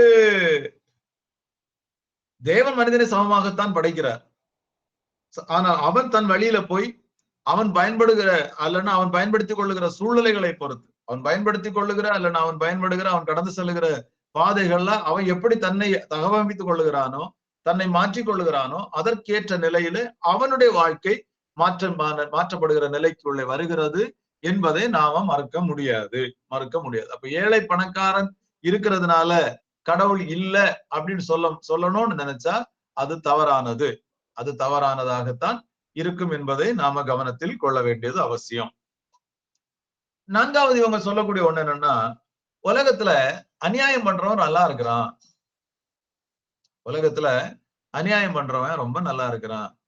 பல நேரங்கள்ல நம்ம பார்க்கும்போது அப்படிதான் இருக்கும் இல்லையா? நம்ம பார்க்கிறதுக்கு அப்படிதான் இருக்கும். கடவுள் ஒருவர் இருந்தா ஏன் தவறுக்கு தண்டிக்கிறது இல்ல? உண்மையா நடக்கிறவன் கஷ்டப்படுறான். தவறு செய்ற எல்லாரையும் தேவன் தண்டித்தா யோசிச்சு பாருங்க. தவறு செய்ற எல்லாரையும் ஆண்டவர் தண்டிச்சாருன்னா பூமியில எத்தனை பேர் வாழ முடியும்? அப்படி வாழ முடியாது. அதனால அவர் என்ன செய்யறாருன்னா, ஆண்டவர் அப்படியே விட்டு விடுகிறார். தேவனுக்கு விரோதமாய் செயல்படுற ஒரு தீய சக்தி இருக்கிறது. அதனால அவன் தீமை செய்கிறான். தேவனுக்கு விரோதமாய் செயல்படக்கூடிய சாத்தானும் அவனுடைய கூட்டம் இருக்கிறதுனால மனுஷன் தீமை செய்கிறான், தீமைக்குள்ள போகிறான். தீமைக்குரிய தண்டனை உடனடியாக சில வேளை உண்டாகாமல் இருக்கலாம். ஆனா உண்டாக வேண்டிய நேரத்துல உண்டாகிறது. இங்கே பூமியில் அதற்குரிய தண்டனை இல்லாவிட்டாலும் நித்தியத்தில் அவருக்கான தண்டனை உண்டு என்பதில் எந்த அளவுக்கும் சந்தேகம் நமக்கு கிடையாது. சரி, அப்ப உலகத்துல அநியாயம் பண்றவன் நன்றா இருக்கிறான். சில நேரங்கள்ல தேவனும் அதை அனுமதிக்க 73ஆம் சங்கீதத்துல ஆசாப் சொல்லுவார் அல்லவா, நான் பாக்குறேன் எல்லாரும் நல்லா இருக்கிறான், அநியாயம் செய்யறவன் எல்லாம் ரொம்ப நல்லா இருக்கிறான், அவனுக்கு ஒரு பிரச்சனையும் வரல, ஒரு கஷ்டமும் வரல, நான் டெய்லி குற்றம் இல்லாமலும் கைகளை கழுவுகிறேன், ஆனா என் வாழ்க்கையில தினமும் பிரச்சனை அப்படி சொல்லி அவர் கலங்கும் போது கடைசியா அந்த அதிகாரத்தை முடிக்கும் போது சொல்லுவா, நான் முடிவரை பார்த்துட்டு இருந்தேன், ஒரு நிமிஷத்துல அவர் அழிந்து போறாங்க, நான் விழிக்கும் போது உடைய சாயலால் திருப்தியாவேன்னு சொல்றேன். அப்போ நம்மை பொறுத்த அளவுல தீமை செய்கிறவன் உலகத்துல நல்லா இருக்கிறான்னா இருந்துட்டு போட்டு நமக்கு ஒரு பிரச்சனையும் இல்லை. ஆனா அதே நேரத்துல நாம் தீமை செய்ய அழைக்கப்பட்டவர்கள் அல்ல. அடுத்தது 5வது இவங்களுடைய போதனையினுடைய அல்லாட்ட இவங்க கடவுள் இல்லைன்னு சொல்றவங்களுடைய ஒரு கான்செப்ட் என்ன அப்படின்னா, நமக்கு மனுஷன் தான் எல்லாத்துக்கும் மேல, நாம தான் எல்லாத்துக்கும் மேல, நமக்கு மேல எந்த சக்தியும் இல்லை, அப்படின்னு சொல்றாங்க. அப்படி அவர்கள் சொல்லுகிறவர்கள் இருக்கிறவர்களிடத்தில் நம்ம கவனிக்க வேண்டியது என்னன்னா, நம்ம மேல ஒரு சக்தி இல்லைன்னு சொல்றான், எல்லாம் பின்ன எதுக்கு சாகுறான்? மரித்த ஒரு மனிதன் அவனால திரும்ப வர முடிகிறதா? திரும்ப எடுத்துக்கொள்ளலாமே அப்படி சொல்றவங்க, அல்லனா மரிக்காமல் இருக்கலாமே. அப்படி அல்ல. நமக்கு மேற்பட்ட ஒரு சக்தி இருக்கிறதுனால நமக்கு ஒரு லிமிட் இருக்கு, நமக்கு ஒரு எல்லை இருக்கிறது, நமக்கு ஒரு கட்டுப்பாடு இருக்கிறது. நமக்கு மேற்பட்ட எந்த சக்தியும் இல்லைன்னா மேல இருக்க சூரியனை வான்னு சொல்லி கூப்பிட்டு வரவழைத்து விட முடியுமா? அப்படி எந்த விஷயமும் நம்மால செய்ய முடியாது. ஒரு சின்ன விஷயத்துல கூட மனிதன் எல்லைக்குட்பட்டவன் தான். ஒரு குருவிக்கு கூட நம்மால உயிர் கொடுக்க முடியாது. இன்னைக்கு விஞ்ஞானம் எவ்வளவு வளர்ந்து வருகிறது, ரோபோட்டிக் மெஷின்ஸ் எல்லாம் கண்டுபிடிச்சு மெஷினுக்கு உயிர் கொடுக்கறதுக்குன்னு எவ்வளவு பிரயாசப்படுறாங்க. ஆனா இன்னும் உயிர் கொடுக்க முடியல. இயல்பான மனிதனை போல, இயல்பான சூழ்நிலை போல வர முடியல. அது ஏஐ மூலமாக பல விஷயங்கள் இன்னைக்கு முன்னேற்றத்துக்குள்ள வந்தாலும் இன்னும் அவைகளுக்குள்ள ஆத்மாவை கொடுக்க ஒருத்தனாலும் முடியாது. ஏன்னா அது தேவனுடைய நியமனத்துக்கு, தேவனுடைய எல்லைக்கு உட்பட்டது என்பதை நாம மறக்கக்கூடாது. அப்ப அந்த இடத்துல தேவன் இல்லை என்று சொல்றவங்க சொல்லக்கூடிய 5 விஷயங்கள், அத மறுபடியும் உங்களுக்கு நினைப்பூட்டுறேன். 1, பார்க்கல, நான் கடவுளை பார்த்தது இல்லை, அதனால தேவன் இல்லை. 2வது சொல்றோம், உலகம் தானா உண்டாயிற்று, அதனால தேவன் இல்லை அப்படிங்கிறான். 3வது சொல்றான், ஏழை பணக்காரங்கிற வித்தியாசம் இருக்கிறதே அப்படின்னு சொல்றான். 4வது சொல்றான், உலகத்துல அநியாயம் பண்றவன் நல்லா இருக்கிறானே அப்படிங்கிறான். 5வது சொல்றான், நமக்கு மேற்பட்டதான சக்தி எதுவுமே இல்லை அப்படிங்கிறான். இந்த 5 விஷயங்கள் தான் இவர்கள் அதிகமாக பயன்படுத்தக்கூடிய ஒன்றாக இருக்கிறது. இவைகள் எல்லாமே வேதத்தை வைத்து கவனிக்கும் போது வேதத்திற்கு முரணானதாகவே பார்க்க முடியும். தேவன் உண்டு என்பதற்கு சான்றுகள் நிறைய இருக்கிறது. இவைகளை நாம எதுவும் குறிப்பிட்டு சொல்ல இயலாது. 2வது, பல தெய்வங்கள் உண்டு என்கிற கோட்பாடு. பல தெய்வங்கள் உண்டு, பாலித்தீசம். அப்படின்னு சொல்லும் போது அதுல வந்து என்னன்னா, சிருஷ்டிகளை வணங்கக்கூடிய நிலைமை. சிருஷ்டிகரை விட்டு சிருஷ்டிக்கப்பட்டவைகளை வணங்குவது. மனிதன் இந்த உலகத்துல எதை எதெல்லாம் பார்க்கிறானோ அதையெல்லாம் வணங்குகிறான். இதனுடைய முக்கிய இது என்னன்னா, தன்னை விட எதை பிரம்மாண்டமா பார்த்தானோ அதையெல்லாம் வணங்க ஆரம்பித்தான். மனிதனுக்குள்ளே பாவம் வந்தபோது, பயம் வந்தபோது, எது எதெல்லாம் தனக்கு ஆபத்தை உண்டாக்கும், எது எதெல்லாம் தனக்கு பாதுகாப்பாக இருக்க இயலும் அப்படின்னு நினைச்சானோ, அதுல எதெல்லாம் தனக்கு ஆபத்தை உண்டாக்கும் என்று நம்பினானோ அதை எல்லாவற்றையும் வணங்க ஆரம்பித்தான். மலையை பார்த்தா பிரம்மாண்டமாக இருக்கிறது, அது தன்னை காக்கும், அல்லாவிட்டால் அது தனக்கு ஆபத்தை உண்டாக்கும் என்று நினைத்து மலையை வணங்க ஆரம்பித்தான். பெரிய பெரிய மரங்களை பார்த்தான், அதை வணங்க ஆரம்பித்தான். சூரியனை பார்த்தான், அதை வணங்கினான். சந்திரனை பார்த்தா அதை வணங்கினான். மழையை பார்த்தா மழையை வணங்கினான். ஆற பார்த்தா ஆற வணங்கினான். பெரிய காற்று வந்தா காற்றை பார்த்து காற்றை கடவுளாக்கினான். தீய பார்த்தா தீய நெருப்ப வணங்க ஆரம்பித்தான். இப்படி எது எது எல்லாம் பார்த்தானோ அது எல்லாவற்றையும் வணங்க ஆரம்பித்து கடைசியில அது எந்த கட்டத்துக்கு போயிடுச்சுன்னா மனிதனையே வணங்க ஆரம்பித்தான். தன்னை விட ஒரு பிரபலம் பிரம்மாண்டமாக ஒரு வீரனாக அல்ல கொஞ்சம் முரடனாக தெரிந்து விட்டால் அவனை கும்பிட ஆரம்பிச்சான், அவனை வணங்க ஆரம்பிச்சான். இப்படி பல தெய்வங்கள் அப்படிங்கிற நிலைமை. இப்ப நம்ம நாட்டுல எல்லாம் தெய்வங்களுக்கு பஞ்சமே இல்லைல்ல. புராண காலங்கள்லயும் 33 கோடி அப்படின்னு சொல்றாங்க. இன்னைக்கெல்லாம் அது எத்தனை கோடிகளுக்கு போச்சோ தெரியல. தெய்வங்களுடைய எண்ணிக்கைக்கு பஞ்சமே இல்லாத ஒரு நாட்டுல நாம வாழ்றோம். எங்க திரும்பினாலும் தெய்வங்கள் தான். எதை பார்த்தாலும் தெய்வம் தான். எது பார்த்தாலும் தெய்வம் தான். சின்ன கல்லு முதல் பெரிய பெரிய எதை பார்த்தாலும் அது தெய்வமாக மாற்றி விடுகிறாங்க. எப்போதும் தெய்வ பிள்ளைகள் கவனிக்க வேண்டிய ஒண்ணு என்னன்னா, சிருஷ்டி வேறு சிருஷ்டிகர் வேறு. சிருஷ்டி வேறு சிருஷ்டிகர் வேறு. சிருஷ்டிக்கப்பட்டவைகள் எல்லாம் தேவனால் சிருஷ்டிக்கப்பட்டவைகள். நாம் ஒரு தேவ பிள்ளை, தேவனை நாம் வணங்குவோம். தேவனால் உருவாக்கப்பட்டவைகளை அல்ல. தேவனால் உருவாக்கப்பட்டவைகள் எதையுமே நாம் வணங்க வேண்டிய அவசியம் இல்லை. இதெல்லாம் ஆண்டவருடைய கரத்தின் கிரியைகள். ஆண்டவருடைய கரத்தின் கிரியைகள். நாம் சிருஷ்டியை தொழுது சேவியாமல் சிருஷ்டிகரை தொழுது சேவிக்க வேண்டியவர்கள் என்பதை நம்முடைய கவனத்துல நாம் கொள்ள வேண்டியது அவசியம். நம்முடைய கவனத்துல கொள்ள வேண்டியது மிக மிக முக்கியமான ஒன்று. மூன்றாவது, ஒரே கடவுள் அப்படிங்கிற கொள்கை, மோனோதீசம். மோனோதீசம் பொதுவாக யூதர்கள், இஸ்லாமியர், கிறிஸ்தவர்கள் எல்லாம் ஒரே ஒரு கடவுள் உண்டு என்பதை நம்புகிறார். ஒரே கடவுள் தான் அப்படிங்கிறத நம்புகிறார். பொதுவாக நம்ம கையில இருக்கிற பைபிள் தேவன் ஒருவர் உண்டு என்பதை நிரூபிக்க முயற்சிக்கல. இந்த வார்த்தை நட கவனிங்க. பைபிள் கடவுள் ஒருவர் உண்டு என்பதை நிரூபிக்க எங்கேயுமே முயற்சிக்கல. காரணம், அவர் இருக்கிறவராகவே இருக்கிறபடினால அவரை நிரூபிக்க வேண்டிய அவசியமும் இல்லை. அவரை நிரூபிக்க வேண்டிய அவசியமே இல்லை. அதனால பைபிள் ஆரம்பிக்கும் போது எப்படி ஆரம்பிக்க பாருங்க, ஆதியிலே தேவன், ஆதியிலே தேவன் அப்படிங்கிற வேர்டோடு தான் ஆரம்பிக்கும்.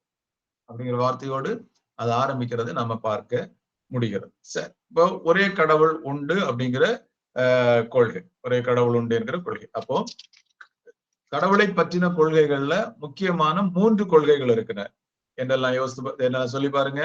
ஒன்று ஏத்திசம், இரண்டாவது பாலிதீசம், மூன்றாவது மோனோதீசம்.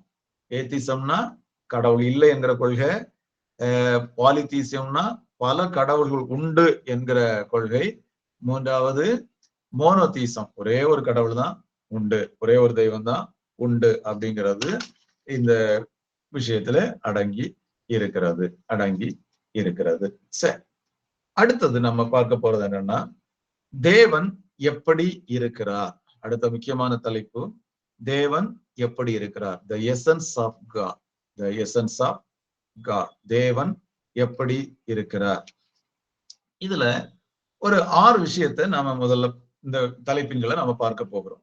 தேவன் எப்படி இருக்கிறார். Number 1, God is a spirit. தேவன் ஆவியாய் இருக்கிறார். தேவன் எப்படி இருக்கிறார்? ஆவியாய் இருக்கிறார். தேவன் ஆவியாய் இருக்கிறார். யோவான் 4ஆம் அதிகாரம் அதனுடைய 24வது வசனம். யோவான் 4:24. தேவன் ஆவியாய் இருக்கிறார். அவரை தொழுது கொள்ளுகிறவர்கள் ஆவியோடும் உண்மையோடும் அவரை தொழுது கொள்ள வேண்டும். தேவன் ஆவியா இருக்கிறார். தேவன் ஆவியா இருக்கிறார் என்றாலும் சில நேரங்கள்ல நாம் பார்ப்பதற்கு நமக்கு சில ஆள் உருவத்துல அவர் நமக்கு தரிசனமாகலாம். ஏதோ ஒரு உருவத்துல அவர் என்ன செய்யலாம், நமக்கு தரிசனமாகலாம். தேவன் ஆவியா இருக்கிறார். இது தேவன் எப்படி இருக்கிறார் அப்படின்னா, தேவன் ஆவியா இருக்கிறார். ஃபர்ஸ்ட் ஒன், தேவன் ஆவியா இருக்கிறார். தேவன் ஆவியா இருக்கிறார். இரண்டாவது, அவர் அதரிசனமானவர். அவர் அதரிசனமான, காட் இஸ் இன்விசிபிள். அவர் அதரிசனமான, தரிசனமானவர்னா பார்க்கக்கூடியவர். அதரிசனமான பார்க்கக்கூடியவரா இல்லை, அதரிசனமானவர். அதரிசனம், அவரை பார்க்க முடியாது, அவரை பார்க்க முடியாது. வேதத்துல சில வசனங்களை எடுத்து பாருங்க. யாத்திரையாகமும் 33:20, யாராவது ஒருவர் வாசிக்க முடியுமா? யாத்திரையாகமும் 33 அதனுடைய 20 பாருங்க.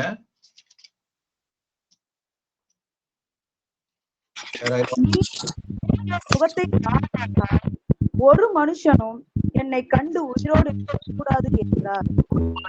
என்னை கண்டு உயிரோடு இருக்க கூடாது. ஆண்டவர் மோசே பார்த்து சொன்ன ஒரு வார்த்தை, ஒரு மனுஷன் என்னை காண முடியாது, கண்டா அவனால உயிரோடு இருக்க முடியாது, உயிரோடு இருக்க முடியாது. அப்படியே உபாகமம் 4ஆம் அதிகாரத்தை திருப்புங்க. உபாகமம் 4ஆம் அதிகாரம் அதனுடைய 15வது வசனத்தை பாருங்க. கர்த்தர் ஓரேபிலே உங்களோட பேசின நாளில் நீங்கள் ஒரு ரூபத்தையும் காணவில்லை, ஒரு ரூபத்தையும் காணவில்லை. அன்று எந்த ரூபத்தையும் அவர்களுக்கு காட்டல. ஓரேபிலே அக்கினி நடுவிலிருந்து ஆண்டவர் அவர்களுக்கு வெளிப்பட்ட போது எந்த ரூபத்தையும் வந்து அவங்க பார்க்கல, எந்த ரூபத்தையும் பார்க்கவில்லை. அப்போ அவர் ரூபம் இல்லாதவர் அப்படிங்கிறது இந்த இடத்துல, இந்த வார்த்தையிலிருந்து தான் நம்ம பொதுவாக சொல்லக்கூடிய ஒன்றாக இருக்கிறது. அடுத்தது யோவான் 1ஆம் அதிகாரம் 18வது வசனத்தை பாருங்க. யோவான் 1:18. யோவான் 1:18. தேவனை ஒருவனும் ஒரு காலம் கண்டதில்லை, தேவனை ஒருவனும் ஒரு காலம் கண்டதில்லை. அப்படியே ரோமர் 1ஆம் அதிகாரத்தை பாருங்க. 19-20 வசனங்கள்ல ரோமர் 1ஆம் அதிகாரம் 19வது வசனம் 20வது வசனம்.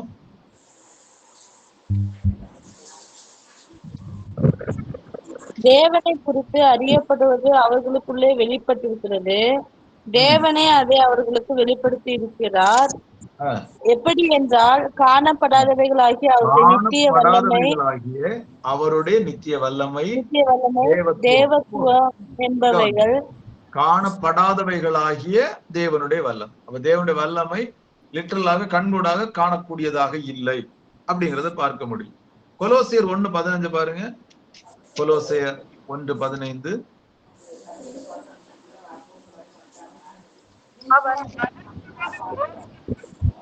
அவர் அதரிசனமான தேவன். அவர் யார்? தேவன் யார்? அவர் அதரிசனமான தேவன்.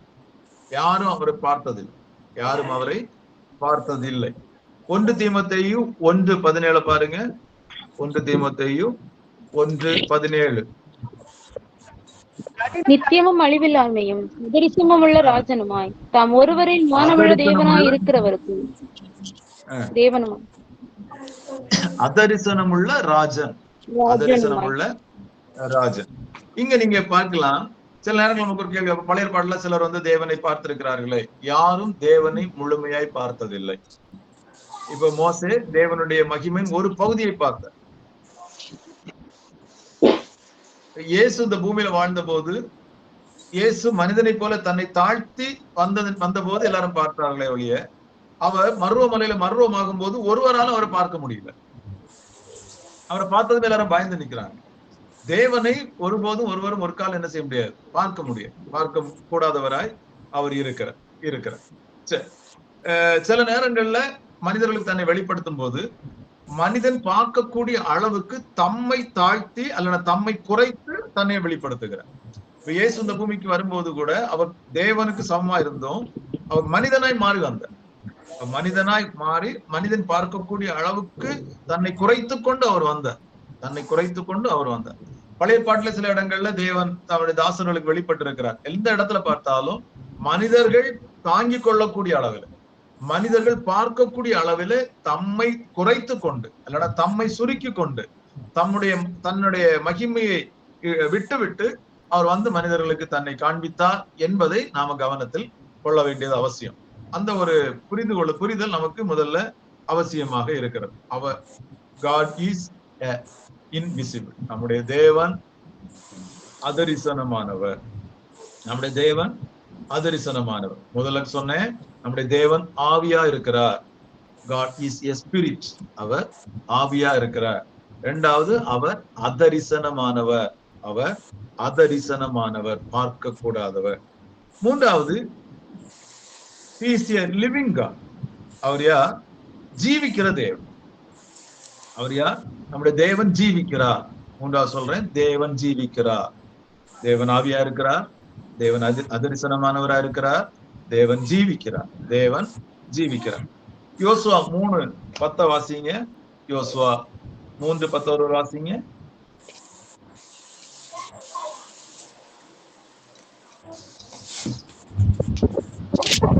பின்பு யோசுவா, ஜீவனுள்ள தேவன் உங்கள் நடுவே இருக்கிறார் என்பதையும், அவர் கானானியரையும் ஏத்தியரையும் ஏவியரையும் பெருசியரையும் கிர்காசியரையும் எமோரியரையும் எபூசியரையும் உங்களுக்கு முன்பாக துரத்தி விடுவார் என்பதையும் நீங்கள் அறிந்து கொள்வதற்கு அடையாளமாக.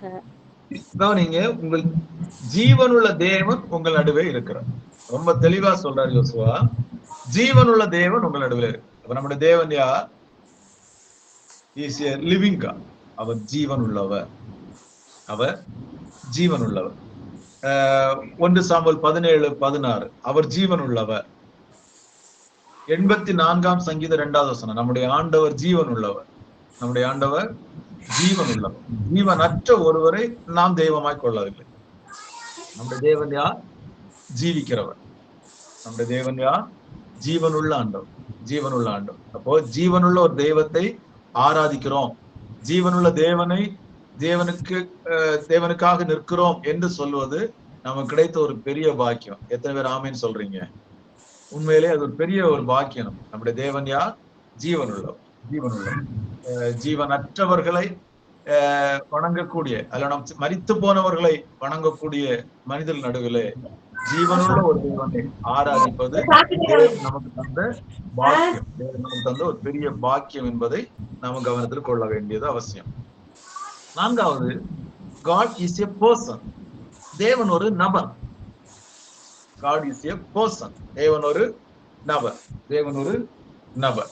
இங்க கவனிங்க, நம்ம பொதுவா பைபிள்ல பார்க்கும்போது அவர் ஆழத்துவம், அவர் ஆவியா இருக்கிறார், அவர் அதரிசனமானவர் அப்படின்னு எல்லாம் பாக்குறதுனால அவரை ஏதோ ஒரு ஆவி, அவர் ஏதோ ஒரு அப்படிங்கிறது இல்ல. அவர் ஆவியா இருக்கிறார். ஆனா அதே நேரத்துல அவர் ஒரு நபர். அவர் ஒரு நபர். தேவன் ஆவியா இருக்கிறார் என்பதனால அவரு ஆழத்துவம் இல்லாதவர் அல்ல. அவர் பர்சனாலிட்டி உடையவர். அவர் ஆழத்துவம் உடையவர். ஆழத்துவம்னா பர்சனாலிட்டி. அவருக்கு ஒரு ஆழத்துவம் உண்டு. அவருக்கு ஒரு தோற்றம் உண்டு. அவருக்கு ஒரு தோற்றம் உண்டு. நம்மை போல அவருக்கு மாம்சமும் ரத்தமும் உடைய சரீரம் இல்லை. ஆனா அவர் ஒரு ஆழத்துவம் உடையவர்.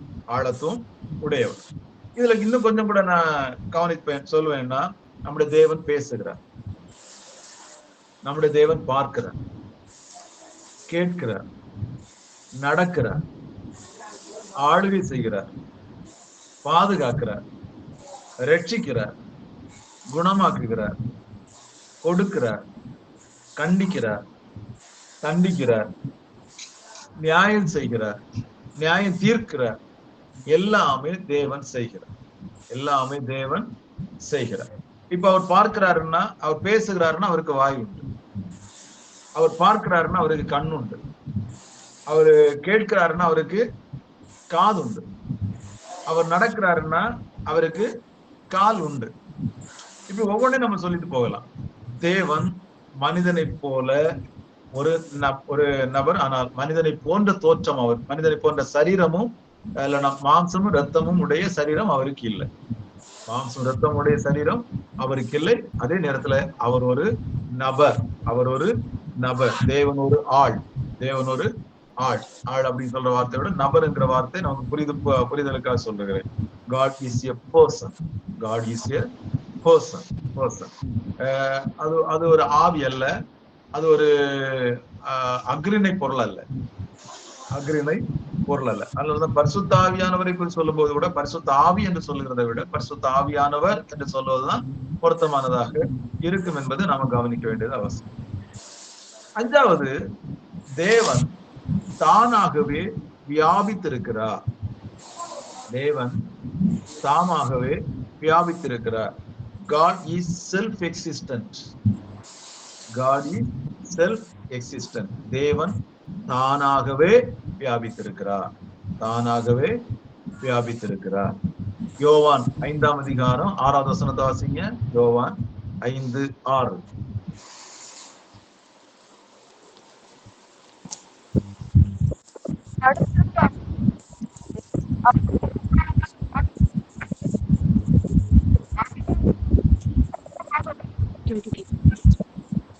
அதே போல யாத்திரையாகமம் 3:14.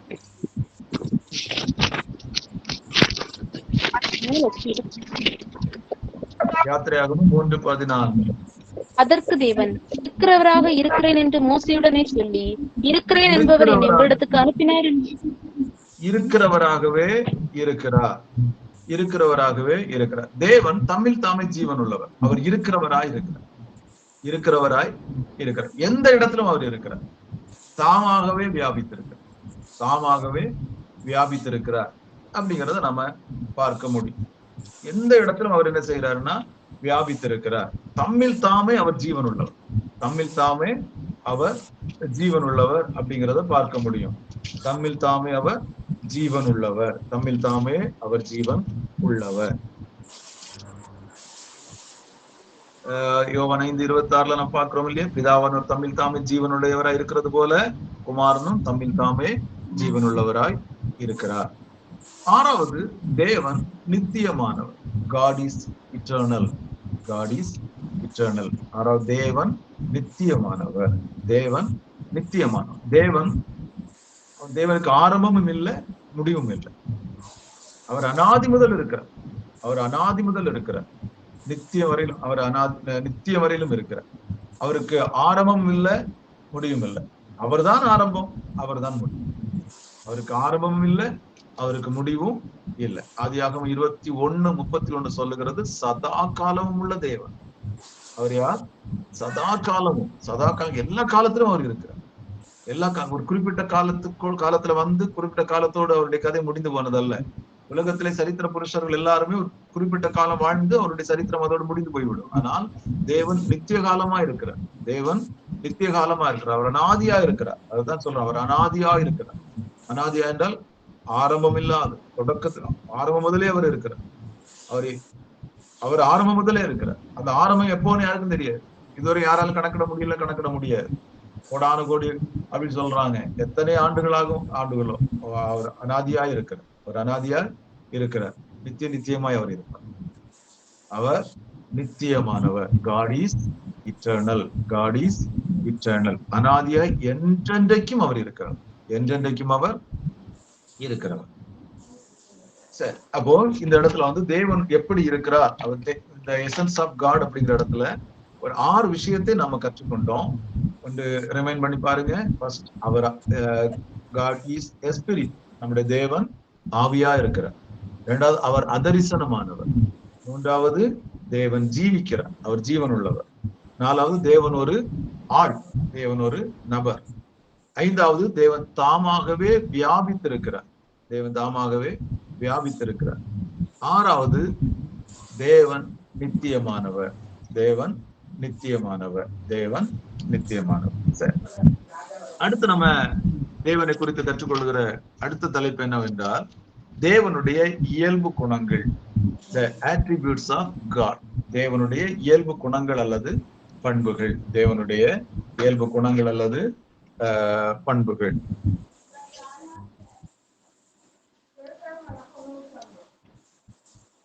இதுல ஒரு 14 விஷயங்களை நாம் இந்த தலைப்பின்களை கற்றுக்கொள்ள போகிறோம். ஒரு 14 விஷயங்களை கற்றுக்கொள்ள போகிறோம். முக்கியமான காரியங்கள். முதல்ல, நம்முடைய தேவன் சர்வ வல்லவர். நம்முடைய தேவன் சர்வ வல்லவர். God is omnipotent. இந்த ஆங்கில வார்த்தை ரொம்ப முக்கியமானவைகள். God is omnipotent. நம்முடைய தேவன் யார் என்றால் சர்வ வல்லமை. அவரால செய்யக்கூடாத ஒரு விஷயம் கிடையாது. நம்முடைய தேவனால செய்ய முடியாத ஒரு விஷயம் கிடையாது. தேவன் அப்படின்னா அவரால் செய்ய முடியாத ஒரு விஷயம் கிடையாது. தேவன் சர்வ வல்லமை உள்ளவர். God is omnipotent. Omnipotent. OMNIPOTENT. Omnipotent. முதலாக தேவன் தம்மை சர்வ வல்லமை உள்ளவர் என்று ஆபிரகாமுக்கு சொன்னார். ஆபிரகாமுக்கு அதை வெளிப்படுத்தினார்.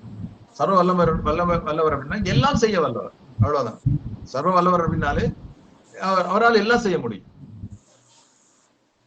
அவரால் செய்யக்கூடாத ஒரு விஷயம் இல்லை, செய்யக்கூடாத ஒரு விஷயம் இல்லை. ஆதியாகமம் 17:1 ஆபிரகாமுக்கு ஆண்டவர் சொல்லும் போது, நான் சர்வ வல்லமை உள்ள தேவன் அப்படி சொல்லி ஆபிரகாமுக்கு தன்னை வெளிப்படுத்துகிறார். ஆபிரகாமுக்கு சொல்லும் போது நான் சர்வ வல்லமை உள்ள தேவன் அப்படின்னு சொல்லுகிறார். யோபு 42:2 தேவரீர் சகலவற்றையும் செய்ய வல்லவர், செய்ய நினைத்தது தடைபடாது. இது ஒரு மனுஷன்கிட்ட சொல்ல முடியாது. எந்த ஒரு மனிதனையும் இந்த உலகத்துல மிகப்பெரிய சர்வாதிகாரி அப்படிங்கிற நிலையிலயோ அல்லனா மிகப்பெரிய வசதி உள்ள ஒரு நபரையை பார்த்து எல்லாம் உன்னால் செய்ய முடியும் அப்படின்னு சொல்ல முடியாது. உன்னால் செய்ய முடியாத ஒரு விஷயம் ஏதாவது என்னால செய்ய முடியாத ஒண்ணு இல்லை அப்படின்னு ஒருத்தனால சொல்ல முடியவே முடியாது. அதே நேரத்துல நம்முடைய தேவன் சர்வ வல்லமை உள்ளவர், எல்லாவற்றையும் செய்ய வல்லவர், எல்லாவற்றையும் செய்ய வல்லமை உள்ளவர். எரேமியா 32:17 பாத்தீங்கன்னா அங்க உம்மால செய்யக்கூடாத அதிசயமான காரியம் தேவனால் செய்யக்கூடாத அதிசயமான காரியம் ஒன்றும் இல்லை. மத்தேயு 19:26 மிக தெளிவாய் சொல்லுகிறது, தேவனாலே எல்லாம் கூடும், தேவனாலே எல்லாம் கூடும், எல்லாம் கூடும், எல்லாம் கூடும். இப்ப இந்த வசனங்களை பாருங்க. அவர் சர்வ வல்லமை உள்ளவர், சகலத்தையும் செய்ய வல்லவர், எல்லாவற்றையும் செய்யக்கூடாத அதிசயமான காரியம் அப்படின்னு ஒண்ணு அவருக்கு கிடையாது. தேவனால எல்லாம் கூடும். இப்ப இந்த இடத்துல ஒரு கேள்வி, அவரால் பாவம் செய்ய முடியுமா? பாவம் செய்ய முடியுமா? செய்ய மாட்டார். தேவன் பாவம் செய்ய மாட்டார். அவர் சர்வ வல்லமை உள்ள தேவன். அவர் சர்வ வல்லவரா இருந்தாலும் பொல்லாங்கினால் அவர் சோதிக்கப்பட மாட்டார். அவர் பாவம் செய்ய மாட்டார். மிக தெளிவாக நம்ம அதை சொல்லணும். பாவம் செய்ய முடியுமா அப்படின்னு கேட்டா முடியும், ஆனா அவர் பாவம் செய்ய மாட்டார். பைபிள் சொல்லு, எவ்வளவேனும் பொய் உரையாத தேவன். எபிரேயர் 6:18 சொல்லு. எபிரேயர் 6:18 எவ்வளவும் பொய் உரையாத தேவன். பொய் என்கிறது அவர்கிட்ட இல்லை. 2 தீமோத்தேயு 2:13 தம்மைத்தான் மறுதலிக்க மாட்டார், தம்மைத்தான் மறுதலிக்க மாட்டார். ஆபகுக் 1:13 தீமையை பார்க்க மாட்டார், தீமை அவர் பார்க்க மாட்டாத சுத்த கண்ணை உடையவர், தீமை பார்க்க மாட்டார். அப்ப இந்த இடத்துல எல்லாம் நம்ம திரும்ப பார்க்கிறோம் என்னன்னா, நம்முடைய தேவன் பாவம் செய்ய மாட்டார், பாவம் செய்ய மாட்டார். பாவம் செய்ய முடியுமா அப்படின்னு கேட்டா அது ஒரே பதில், அவர் பாவம் செய்ய மாட்டார், பாவம் செய்ய மாட்டார். ஆமென். சரி, முதல்ல நம்முடைய தேவனுடைய இயல்பு குணங்கள் பண்புகள்ல முதல் விஷயம், தேவன் சர்வ வல்லவர். தேவன் யார்? சர்வ வல்லவர். God is omnipotent. இரண்டாவது, God is omnipresent. OMNIPRESENT. omnipresent. அதாவது தேவன் சர்வ வியாபி, சர்வ வியாபி. எந்த இடத்திலும் அவர் நிறைந்திருக்கிறார், எல்லா இடத்திலும் அவர் நிறைந்திருக்கிறார். ஒரு குறிப்பிட்ட இடத்துல மட்டும்தான் அவரால் இருக்க முடியும் என்பது அல்ல. இந்த உலகத்துல எந்த மனுஷனையும் நம்ம அப்படி பார்க்க முடியாது. இப்ப சாத்தானை பாத்தீங்கன்னா அவன் சுற்றி திரிகிறான் அப்படின்னு எழுதப்பட்டது. அவன் பூமி என்று சுற்றி உலாவி வருகிறான். ஆனா தேவன் அப்படி இல்லை, எல்லா இடமும் நிறைந்திருக்கு, எல்லா இடமும். அதாவது சர்வ வியாபி. முதல்ல சொன்ன சர்வ வல்லவர், இங்கே அவர் சர்வ வியாபி, சர்வ வியாபி. எல்லா இடத்திலும் நிறைந்திருக்கு, எந்த இடத்துல வியாபரித்திருக்கு, எந்த இடத்துல அவர் வியாபரி, எல்லா இடத்திலும் நிறைந்திருக்கு, எல்லா இடத்திலும் நிறைந்திருக்கு. அவரால் போக முடியாத இடம் அப்படிங்கிற ஒன்று இல்லை. வேதத்துல சில வசனங்களை பாருங்க. 139 சங்கீதம் 7-12 வரையில, உம்முடைய ஆவிக்கு மறைவாக எங்கே போவேன், உம்முடைய ஆவிக்கு மறைவாக நான் எங்கே போவேன் அப்படின்னு. அவருக்கு மறைவாக எங்கே போக முடியாது, எல்லா இடத்திலும் அவர் நிறைந்திருக்கு, எல்லா இடத்திலும் அவர் நிறைந்திருக்கு, எல்லா இடத்திலும் அவர் நிறைந்திருக்கு. எரேமியா 23 23, 24 2 வசனங்களை வாசிக்க முடியுமா? எரேமியா 23 யாராவது ஒரு வாசிங்க. 23 23, 24 வசனம்.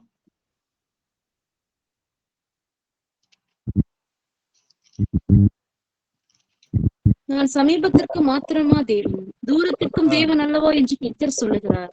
எவனாகிலும் தன்னை நான் காணாதபடிக்கு மறைவிடங்களில் ஒளித்துக் கொள்ள கூடுமா என்று கர்த்தர் சொல்லுகிறார். நான் வானத்தையும் பூமியையும் நிரப்புகிறவர் அல்லவா என்று கர்த்தர் சொல்லுகிறார். நான் வானத்தையும் பூமியையும் நிரப்புகிறவர் அல்லவோ என்று கர்த்தர் சொல்லுகிறார். இந்த வார்த்தை எவ்வளவு அழகா இருக்குல்ல.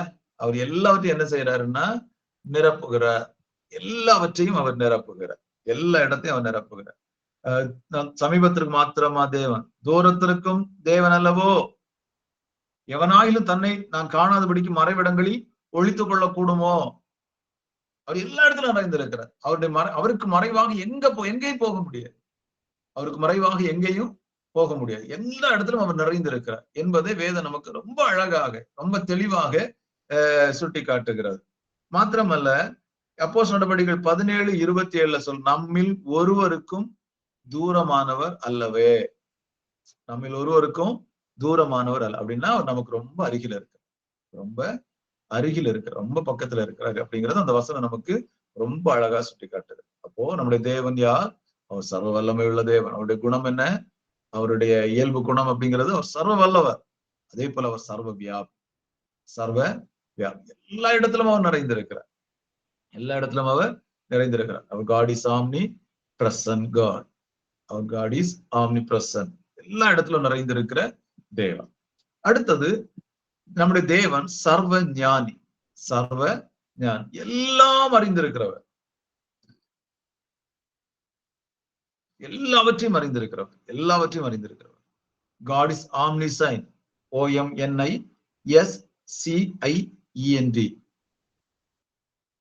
omniscient. நம்முடைய தேவன் சர்வ ஞானியா இருக்கிறார். நம்முடைய தேவன் சர்வ ஞானியா இருக்கிறார்.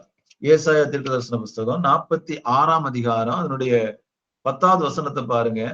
அந்தத்தில் உள்ளவைகளை ஆதி முதற்கொண்டும் இன்னும் செய்யப்படாதவைகளை பூர்வ காலம் முதற்கொண்டும் அறிவிக்கிறேன். என் ஆலோசனை நிலைநிற்கும், எனக்கு சித்தமானவைகளை எல்லாம் செய்வேன். ரொம்ப தெளிவா சொல்ற. அந்தத்தில் உள்ளவைகள், அதாவது கடைசியில உள்ளவைகளை ஆதி முதற்கொண்டு சொல்லுகிறேன்.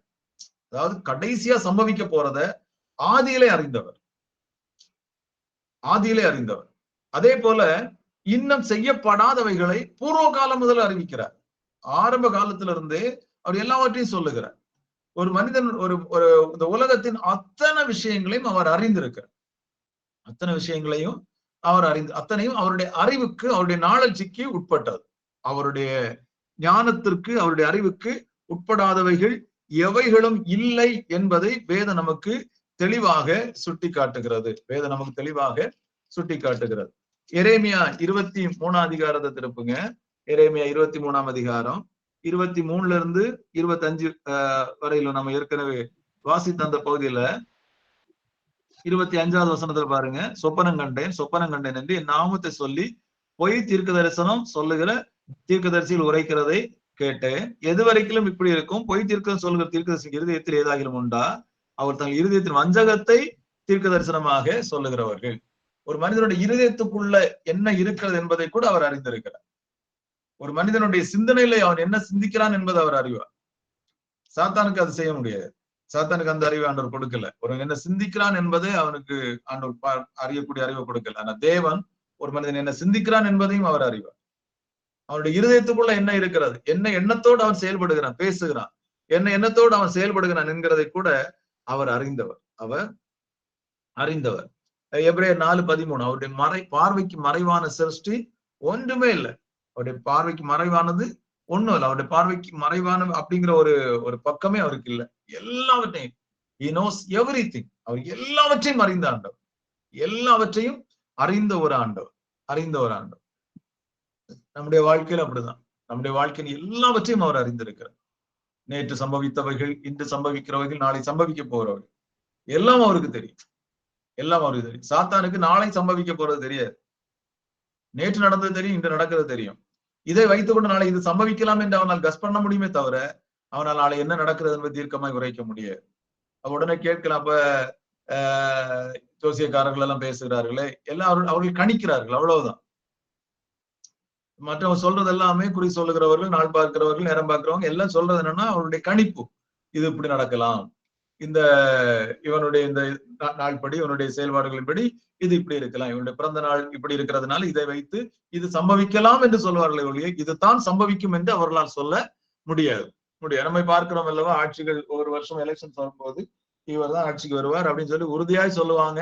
சொல்லிட்டு சொல்லுவாங்க 99% வாய்ப்பு இருக்குன்னு சொல்லுவாங்க. அந்த 1% அவர்களுக்கு நம்பிக்கை இருக்காது. கடைசி சொல்லுவாங்க அந்த 1% நம்பிக்கையில மாறிடுச்சுன்னு சொல்லுவாங்க. இதுதான் நிலைமை.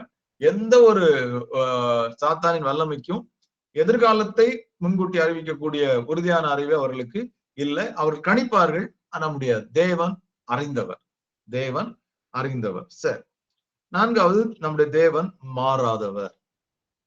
நம்முடைய தேவன் மாறாதவர். God is immutable.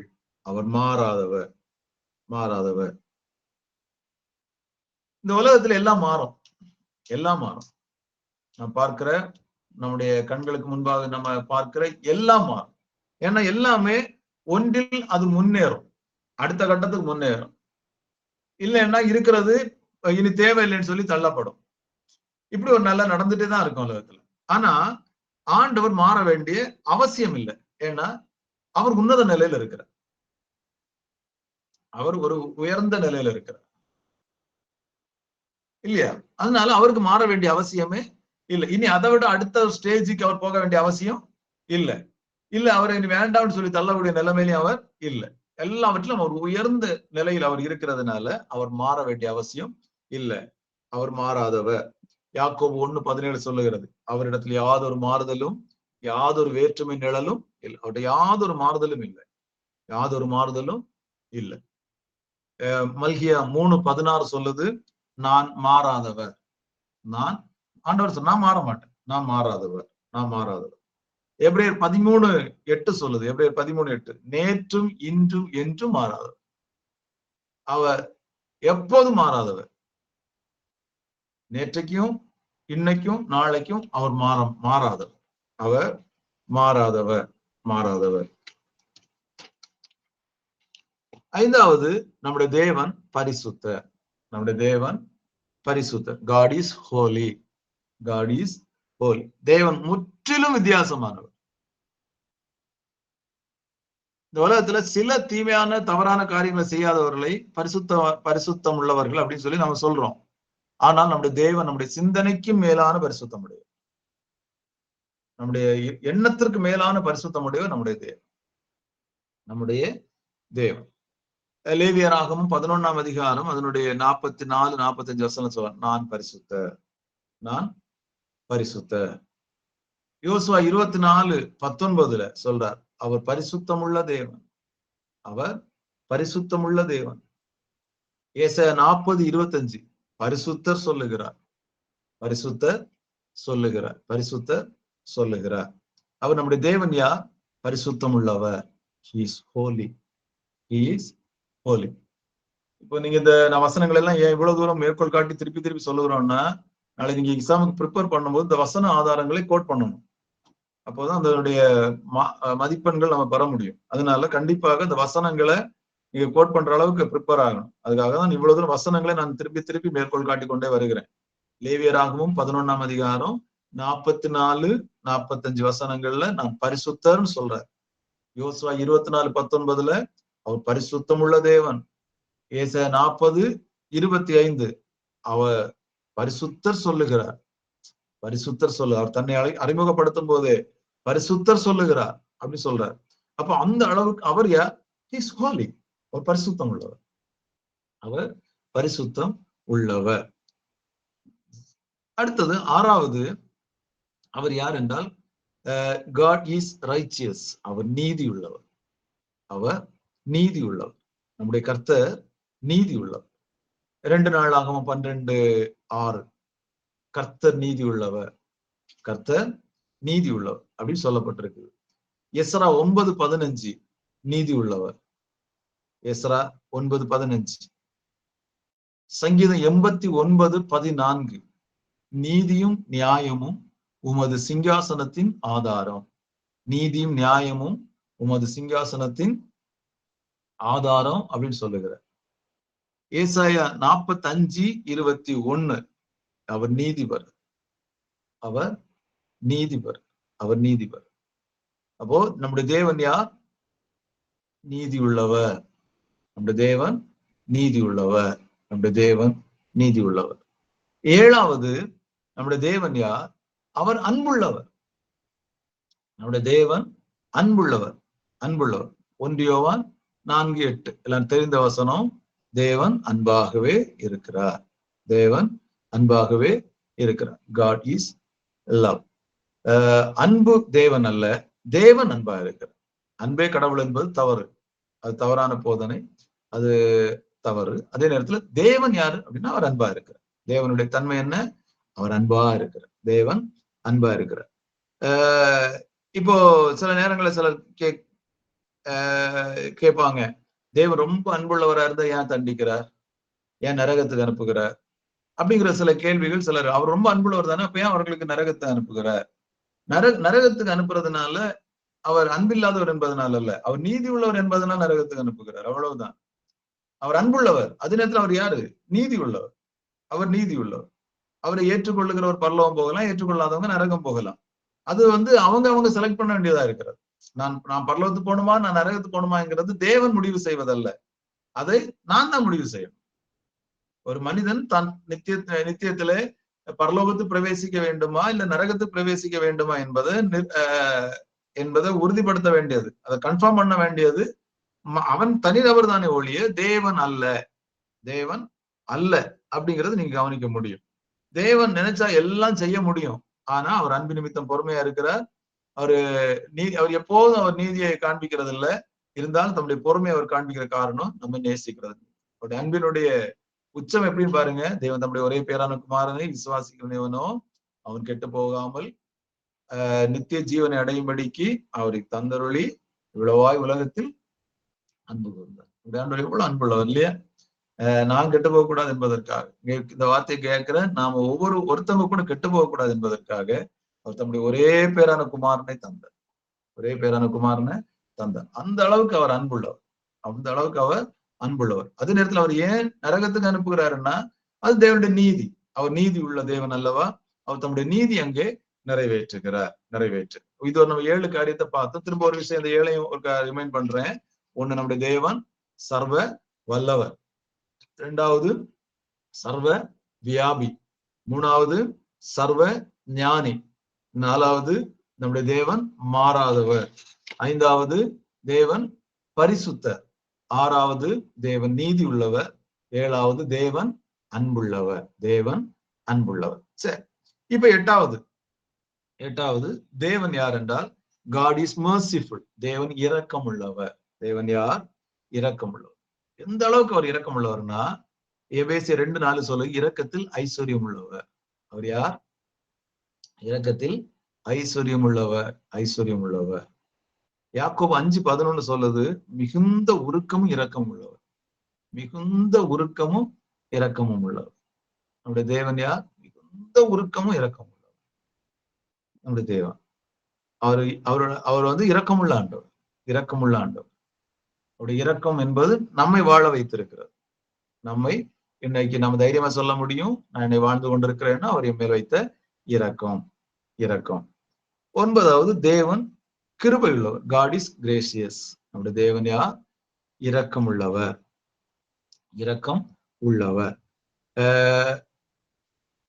கிருபை உள்ளவர். யாத்திரா 34:6 கிருபையும் இரக்கமும் நீடிய சாந்தமும் மகாதயவும் உள்ள தேவன். கிருபை என்ன?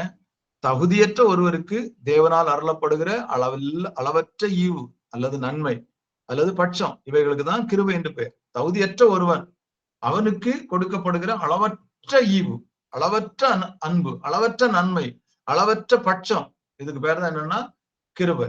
அத தேவன் நமக்கு தருகிறார்.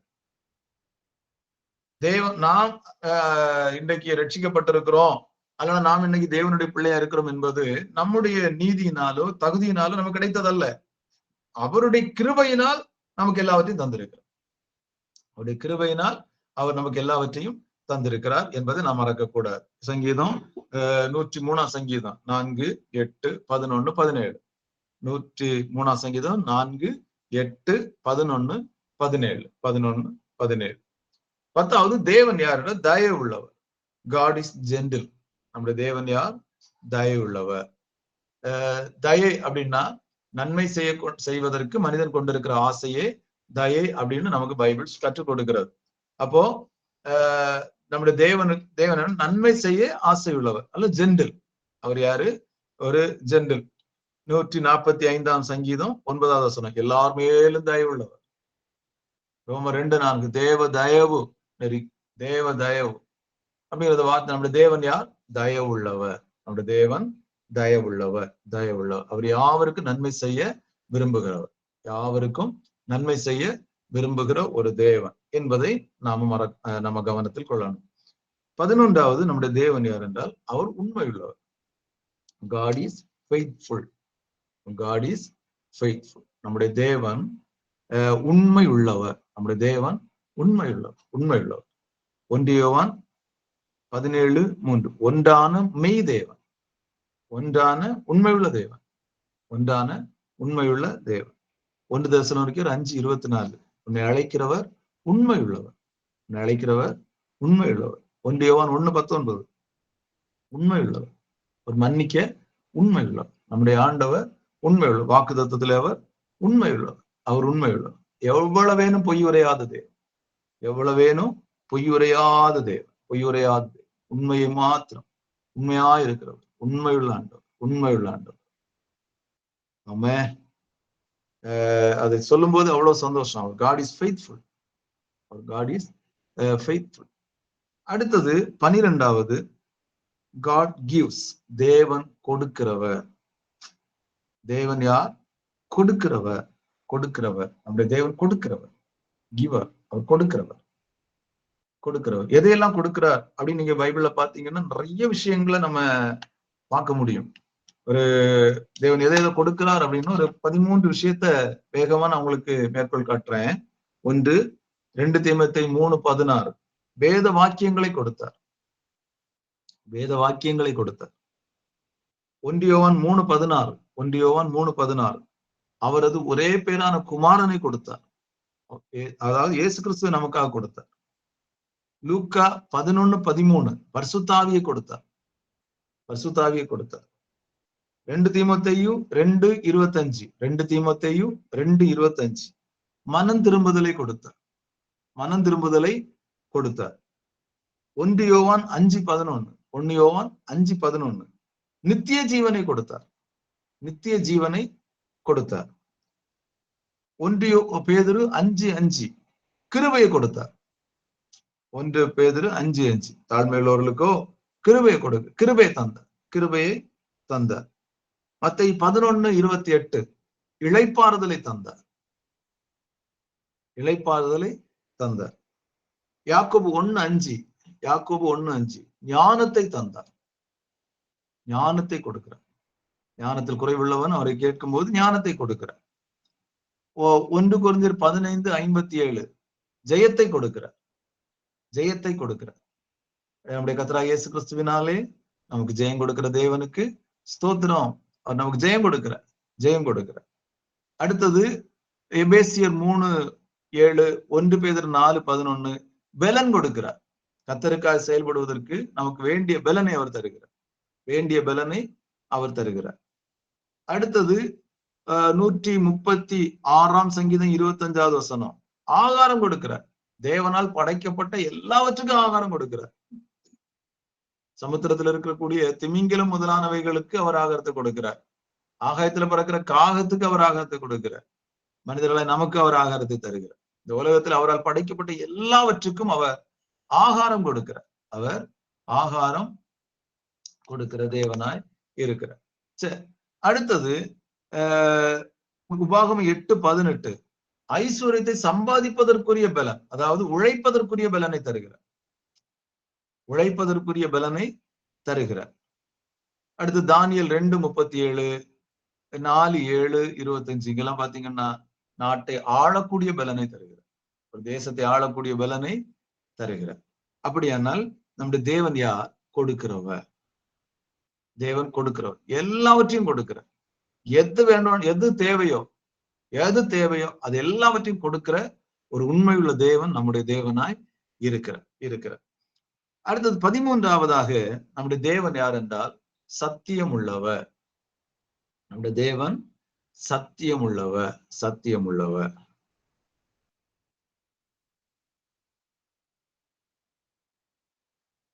அதுல காட் இஸ் ட்ரூத்.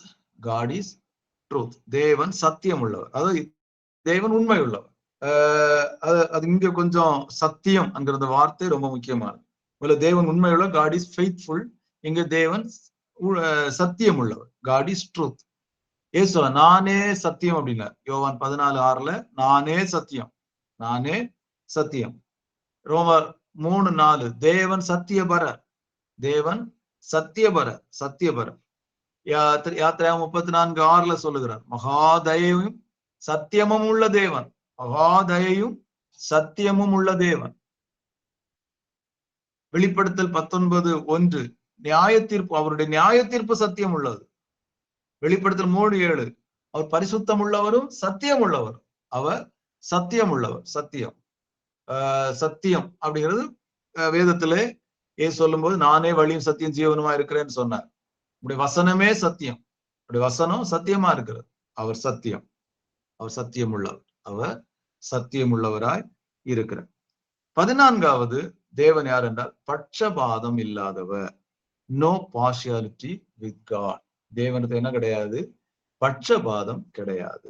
தேவனிடத்துல நாம் ஆராதிக்கிற நம்முடைய தேவனிடத்துல என்ன இல்லை? பட்சபாதம் கிடையாது. அவர் ஆள் பார்த்து செயல்படுகிறவர் அல்ல.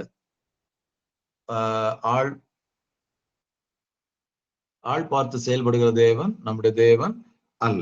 சரி, இப்போ ஒரு சில வசனங்களை பாருங்க. உபாகமம் 10:17, உபாகமம் 10:17 மகத்துவமும் வல்லமையும் பயங்கரமான தேவன், அவர் பட்சபாதம் பண்ணுகிறவர் அல்ல. மகத்துவமும் வல்லமையும் பயங்கரமான தேவன், அவர் பட்சபாதம் பண்ணுகிறவர் அல்ல. அப்போஸ்தலர்கள் 10:34 பேதுரு தம் பிரசங்கம் பண்ணும்போது பிரசங்கத்தை ஆரம்பிக்க பேரு சொல்ல தேவன் பட்சபாதம் உள்ளவர் அல்ல. தேவன் பட்சபாதம் உள்ளவர் அல்ல. எல்லாருக்கும் தம்முடைய ஆவியை கொடுக்கிறார், எல்லாருக்கும் தம்முடைய வல்லமையை காண்பிக்கிறார், எல்லாருக்கும் ரட்சிப்பை கொடுக்கிறார், எல்லாருக்குமே அவரிடத்துல கேட்கிற எல்லாருக்கும் எல்லாவற்றையும் கொடுக்க அவர் உண்மை உள்ளவராய் இருக்கிறார். அப்படிங்கிறத நம்ம அங்க பார்க்க முடியும். ரோமர் 2:11 அவரிடத்தில் நம்முடைய தேவனிடத்தில் பட்சபாதம் இல்லை. நம்முடைய தேவனிடத்தில் பட்சபாதம் இல்லை. அடுத்தது கலாத்தியர் 2:6 தேவன் மனுஷனிடத்தில் பட்சபாதம் இல்லாதவர். தேவன் மனுஷனிடத்தில் பட்சபாதம் இல்லாதவர். கொலோசையர் 3:25 அநியாயத்திற்கு ஏற்ற பலன் உண்டு, பட்சபாதம் இல்லாமல் செயல்படுகிறார். மனுஷன் தாம் செய்த அநியாயத்திற்கு ஏற்ற பலனை மனிதனுக்கு அவர் என்ன செய்கிறார்? கட்டளையிடுகிறார். அவரிடத்தில் என்ன கிடையாது? பட்சபாதம் கிடையாது. அடுத்தது பட்சபாதம் இல்லாமல் நியாய தீர்ப்பு செய்கிறவர். பட்சபாதம் இல்லாமல் நியாய தீர்ப்பு செய்கிறவர் 1 பேதுரு 1 அதனுடைய 17வது வசனம். பட்சபாதம் இல்லாமல் நியாய தீர்ப்பு செய்கிறவர். அப்போ மொத்தம் 14 விஷயத்தை தேவனுடைய இயல்பு குணங்களில் நாம் பார்த்தோம். த அட்ரிபியூட்ஸ் ஆஃப் காட் அப்படிங்கிற தலைப்பின் கீழே ஒரு 14 விஷயத்தை பார்த்தோம். வேகமாக ஒரு விஷயம் நினைப்பூட்டுகிறேன். நம்முடைய தேவன் சர்வ வல்லவர், சர்வ வியாபி, சர்வ ஞானி, மாறாதவர், பரிசுத்தர், நீதி உள்ளவர், அன்புள்ளவர், இரக்கமுள்ளவர், கிருபையுள்ளவர், தயவுள்ளவர், உண்மையுள்ளவர், கொடுக்கிறவர், சத்தியம் உள்ளவர், பட்சபாதம் இல்லாதவர். சரி, இனி அடுத்து நாம பார்க்க போற தலைப்பு என்னவென்றால் தேவனுடைய திரித்துவம். திரித்துவம் என்கிற வார்த்தை எழுதும் போது அந்த 2வது எழுத்து ரி என்ன அந்த ரீ தான் போடணும், ரூ போடக்கூடாது. திருத்துவம் அல்ல, திரித்துவம். Trinity of God. இந்த தேவனுடைய திருத்துவம் அப்படிங்கிற அந்த விஷயம் பொதுவாக பல சர்ச்சைகளை எப்போதுமே உண்டாக்குகிற ஒரு வார்த்தை தான் தேவனுடைய திருத்துவம். அதுக்கு சில காரணங்கள் சொல்லப்படுகிறது இல்லை. ஒண்ணு என்னன்னா, வேதாகமத்துல தேவன் திரித்துவம் என்ற வார்த்தை இல்லை அப்படிங்கிறதுனால எங்கேயுமே திரித்துவம் இல்ல, திரியேக தேவன் இல்ல அப்படிங்கிறதுனால அப்படி ஒண்ணு இல்லை அப்படின்னு சொல்லக்கூடியவர்கள் இருக்கிறாங்க. இப்போ துருபதேசத்தை குறித்து நம்ம கல்ட்டுப்படுத்தி படிக்கும் பொழுது நம்ம அந்த தவறான போதனைகளை நம்ம விவரமா படித்தோம். இந்த இடத்துல தேவனுடைய திரித்துவத்தை நாம கற்றுக்கொள்ள போகிறோம். வேதத்துல திருத்துவம் என்கிற வார்த்தை எங்கேயுமே சொல்லப்படல. ஆனா திருத்துவத்தை குறித்து பைபிள்ல நாம தெளிவாக பார்க்க முடியும். தேவனுடைய திருத்துவத்தை குறித்து பைபிள்ல தெளிவாக பார்க்க முடியும். ஆனா பைபிள்ல திருத்துவம் என்கிற வார்த்தை வெளிப்படையாக இல்லை. ஆனால் அதை குறித்து நம்மால புரிந்து கொள்ளவும், நம்மால் அதை அறிந்து கொள்ளவும் கூடிய அளவுக்கு அது சொல்லப்பட்டிருக்கிறது என்பதை முதல்ல கவனிக்கணும். திருத்துவம் என்கிற வார்த்தை முதலாக கிபி 189 அந்தியோகியாவை சார்ந்த தியோபிலஸ் அப்படிங்கிறவர் தான் என்ன செய்யணும் பயன்படுத்துகிறார். அதுவரையிலும் திரித்துவம் என்கிற வார்த்தை பயன்படுத்தப்படவில்லை. ட்ரினிட்டி அப்படிங்கிற வார்த்தை 181 வரையிலும் எங்கேயுமே எந்த பரிசுத்தவான்களும் பயன்படுத்தினதாக பார்க்க முடியாது. அப்போஸ்தலனாகிய பவுல், பேதுரு, யோவான், யாக்கோபு போன்ற அப்போஸ்தலர்களோ 2வது நூற்றாண்டின் நாட்களில் இருந்தவர்களோ யாரும் அப்படி பயன்படுத்துறதில்லை. ஆனா 189 அந்தியோகியாவை சார்ந்த தியோபிலஸ் என்பவர் பயன்படுத்துகிறார். இதனுடைய கிரேக்க வார்த்தை வந்து திரியோஸ், TRIOUS. இதான் வந்து அதனுடைய கிரேக்க வார்த்தை. திருத்துவம் என்பதற்கான திரியோஸ் அப்படிங்கிற வார்த்தையை இந்த தியோபிலஸ் என்பவர் பயன்படுத்துகிறார். இதனுடைய லத்தீன் வார்த்தை தினிதாஸ். ஒரு முறை திரும்ப சொல்லுங்க பாஸ்டர். திருத்துவத்தை பத்தி சொன்னீங்களா? திரும்ப ஒரு சொல்லுங்க பாஸ்டர். அதாவது திருத்துவம் என்கிற வார்த்தை பைபிள்ல எங்கேயுமே பயன்படுத்தப்படல. ஆனாலும் இது வெளிப்படையா தெரியக்கூடிய அளவுல தான் இருக்குது. திரித்துவ சத்தியத்தை பைபிள் நமக்கு ரொம்ப தெளிவாக வெளிப்படுத்துகிறது. இந்த திரித்துவம் என்கிற வார்த்தை முதல்ல பயன்படுத்தினது கிபி 181 அந்தியோகியாவை சார்ந்த தியோபிலஸ் என்பவர். தியோபிலஸ் அப்படி சொல்லக்கூடிய ஒரு தேவ மனிதன் தான் பயன்படுத்துகிறார். இவர் வந்து பயன்படுத்தின வார்த்தை என்னன்னா திரியோஸ், TRIOUS என்கிற இந்த வேர்டு தான் அவர் ஃபர்ஸ்ட் டைம் பயன்படுத்துகிறார். இதனுடைய லத்தீன் வார்த்தை வந்து தினிதாஸ், THINIDAS,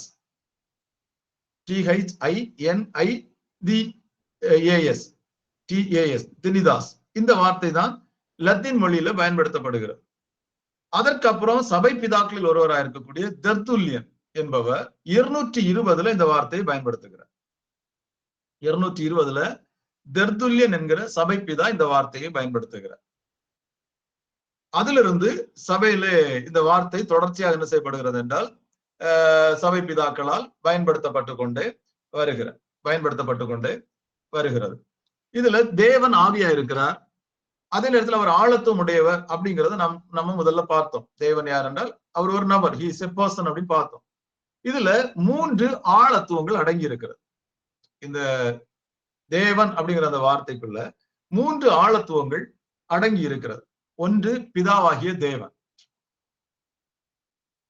2வது குமாரனாகிய தேவன், 3வது பரிசுத்த ஆவியாகிய தேவன்.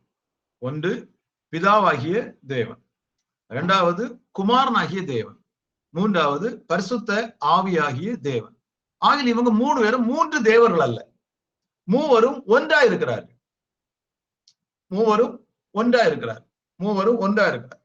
இதை எப்படி சொல்லி புரிய வைக்கிறது அப்படிங்கிறது கண்டிப்பாக ஒரு கடினமான ஒரு விஷயம்தான். இதை புரிய வைப்பதற்கு உதாரணம் வந்து மனிதன் தான். மனிதனை தான் உதாரணமா சொல்ல முடியும். இப்ப மனிதன் அப்படின்னு சொல்லும்போது மனிதனுக்குள்ளே 3 கூறுகள் இருக்கிறது. ஒன்று ஆவி, 2 ஆத்மா, 3 சரீரம். இது 3 தனித்தனியாக பிரிந்தால் அது மனிதன் அல்ல. ஆனா 3க்கும் தனித்தனி பண்புகள் இருக்கிறது, தனித்தனி வேலைகள் இருக்கிறது, தனித்தனி செயல்பாடுகள் இருக்கிறது. ஒரு மனிதனுக்குள்ள இருக்கக்கூடிய ஆவியினுடைய வேலைகள் வேற, ஆத்மாவின் வேலைகள் வேற, சரீரத்தின் வேலைகள் வேற. ஆவியின் தன்மைகள் வேற, ஆத்மாவின் தன்மைகள் வேற, சரீரத்தின் தன்மைகள் வேறு. இதே போலதான் நம்முடைய தேவனாகிய பிதாவுடைய தன்மை வேறு, குமாரனாகிய இயேசுவின் தன்மை வேறு, பரிசுத்தாவின் தன்மை வேறு. ஆனா 3 பேரும் ஒன்றா இருக்கிறாங்க. இவங்க 3 பேரும் ஒன்றா இருக்கிறதுனாலதான் தேவன். 3 பேரும் ஒன்றா இருக்கிறதுனால தேவன். தேவன் தம்மை போல தமது சாயலின்படியும் தமது ரூபத்தின்படியும் மனிதனை உண்டாக்குவோமான்னு சொல்லும் போது தாம் மூவர் ஒன்றா இருக்கிறது போல மனிதனையும் 3 ஒன்றாக உருவாக்கினார். மூன்று ஒன்றாக கூடிய ஒன்றாக உருவாக்கிறார். இதை இன்னும் சில நேரங்கள்ல இதை வந்து சிலரால புரிந்து கொள்ள முடியாதவர்கள் திரித்துவம் என்கிற ஒன்று இல்லை என்று போதிக்க ஆரம்பிப்பார்கள். அது வந்து அவங்க இந்த திராட்சை தோட்டத்துல குரங்கு ஒரு நரி போய் திராட்சை பழத்தை எட்டி பார்த்து பறிக்க முடியாதவன சொல்லிச்சுதான் இல்ல, சீச்சி இந்த பழம் புளிக்கும், இதை திண்டா பல்கூசணும். அதே மாதிரி சிலருக்கு இந்த சத்தியத்தை புரிந்து கொள்வதற்கு முடியவில்லை என்ற உடனே அதை வந்து இல்லை என்று அப்படி ஒன்று இல்லை அப்படின்னு சொல்லி மறுதளிக்க ஆரம்பித்தார்கள். அது தவறு. ஏன்னா மனிதனுடைய அறிவு எப்போதுமே எல்லைக்குட்பட்டது. தேவனுடைய ஞானம் என்பது மிக விசாலமானது. ஆனால் அதை நம்மால் புரிந்து கொள்ள முடியும். சரி, இன்னொரு வார்த்தையில சொல்லணும்னா திரித்துவம் என்கிற ஒரு உபதேசம் இது ஒரு மனிதனால் உருவாக்கப்பட்டதல்ல. அது வேதத்தினுடைய அடிப்படை சத்தியங்களில் ஒன்றாகவே வேதத்தினுடைய கடந்து வருகிறது, வேதத்தினுடைய அது செயல்பட்டு வருகிறது என்பதை நாம புரிந்து கொள்ள முடியும். வேதம் அதை நம்ம தெளிவாக நமக்கு காட்டுகிறது. இப்போ திரித்துவம் அப்படி அல்லாவிட்டால் இந்த திரித்துவத்திற்கு ஆதாரமான வசனங்கள் சிலதை நம்ம பார்க்க போறோம். முதல்ல வந்து பழைய ஏற்பாட்டுல இருந்து பார்க்கலாம். பழைய ஏற்பாட்டுல நாம பார்க்கலாம். ஒன்று ஆதியாகமம் 1:26. ஆதியாகமம் 1:26 எல்லாரும் தெரிந்த வசனம். நமது சாயலின்படியையும் நமது ரூபத்தின்படியும். அங்க வந்து ப்ளூரல்ல அந்த வார்த்தை பயன்படுத்தப்படுறதை நீங்க பார்க்க முடியும். நமது. இப்போ அங்க ஒருவர் இருந்தா தேவன் என்ன சொல்லியிருக்கணும்னா, எனது சாயலின்படியையும் எனது ரூபத்தின்படியும், அல்ல என் சாயலின்படியையும் என் ரூபத்தின்படியையும் நான் மனுஷனை உருவாக்குவேன் அப்படின்னு சொல்லியிருக்கணும். அங்க என்ன சொல்றாருன்னா, எனது சாயலின்படி சொல்லாம நமது சாயலின்படி நமது ரூபத்தின்படியையும் அப்படின்னு சொல்றோம். அப்ப நமது அப்படிங்கிற அந்த வார்த்தை வரும்போது அங்கே அது ப்ளூரல் வேர்டாக பயன்படுத்தப்படுகிறத நம்ம பார்க்கலாம். இரண்டாவது ஆதியாகமம் 3:22. ஆதியாகமம் 3:21. நம்மில் ஒருவனை போலானான், நன்மை தீமை அறியத்தக்க நம்மில் ஒருவனை போலானான் அப்படின்னு சொல்றாரு. அப்ப அங்க நம்மில் அப்படின்னு சொல்லும் போது அங்க 3 பேர் இருக்கிறாங்க. சொல்லுகிறது தேவன். அப்ப தேவன் 3 பேர் சேர்ந்து சொல்றாங்க, நம்மில் ஒருவனை போல அவர் மாறினான். அடுத்தது ஆதியாகமம் 11ஆம் அதிகாரம் 6-7. ஆதியாகமம் 11:6-7. நாம் இறங்கி போய். அடுத்தது ஏசாயா 6:8. நமது காரியமாக யார் போவார் அப்படின்னு கேட்கிறார். அப்போ நமது அப்படிங்கிற அந்த வார்த்தை அங்கே பயன்படுத்தப்படுகிறது.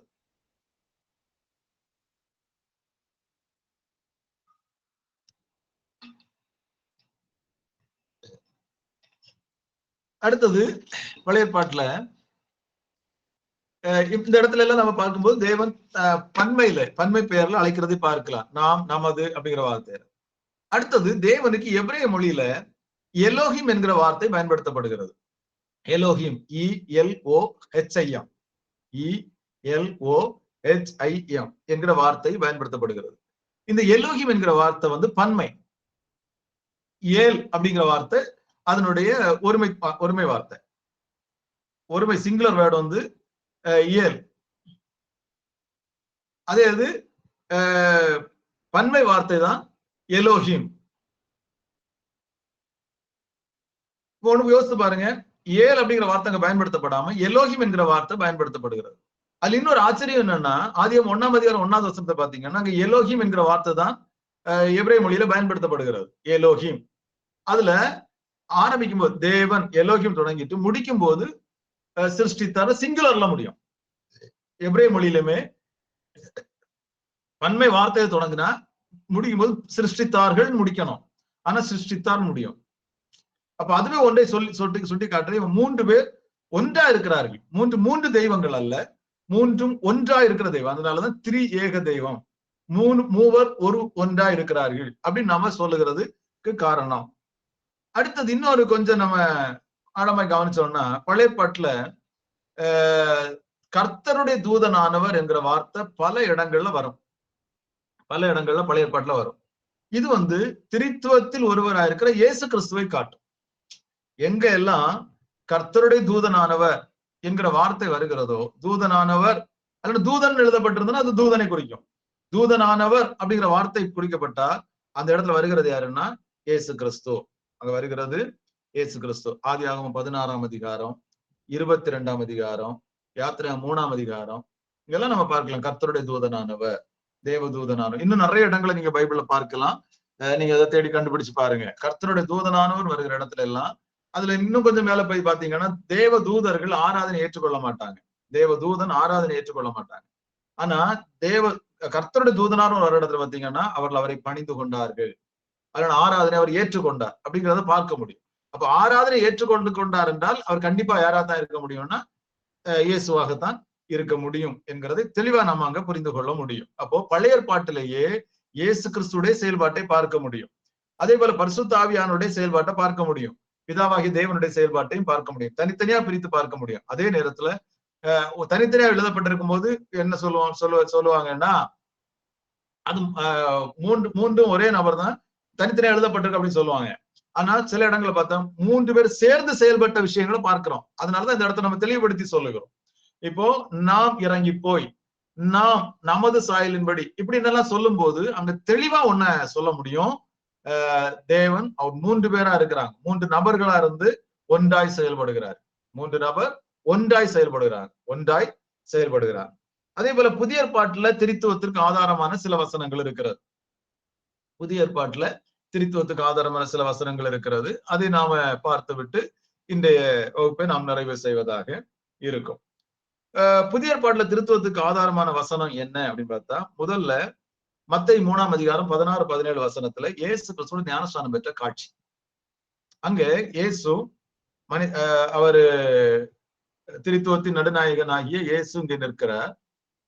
பரிசுத்த ஆவியான ஒரு ரூபம் கொண்டு புறாவை போல இறங்கி வருகிறார். வானத்திலிருந்து பிதா சத்தமிடுகிறார். இயேசு இங்க நிக்கிறார். பரிசுத்த ஆவியானவர் அவர் மேல் இறங்கி வருகிறார்.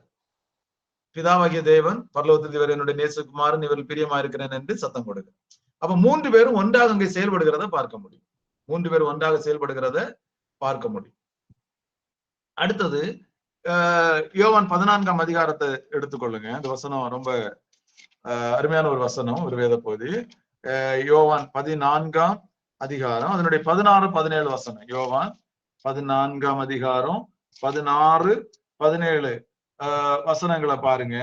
அங்கே அவர் சொல்லுவார், நான் பிதாவை வேண்டிக் கொள்ளுவேன், அப்பொழுது என்றென்றைக்கும் உங்களுடனே இருக்கும்படிக்கு சத்திய ஆவியாகிய வேறொரு தேற்றரவாளனை அவர் உங்களுக்கு தந்தருள்வார்.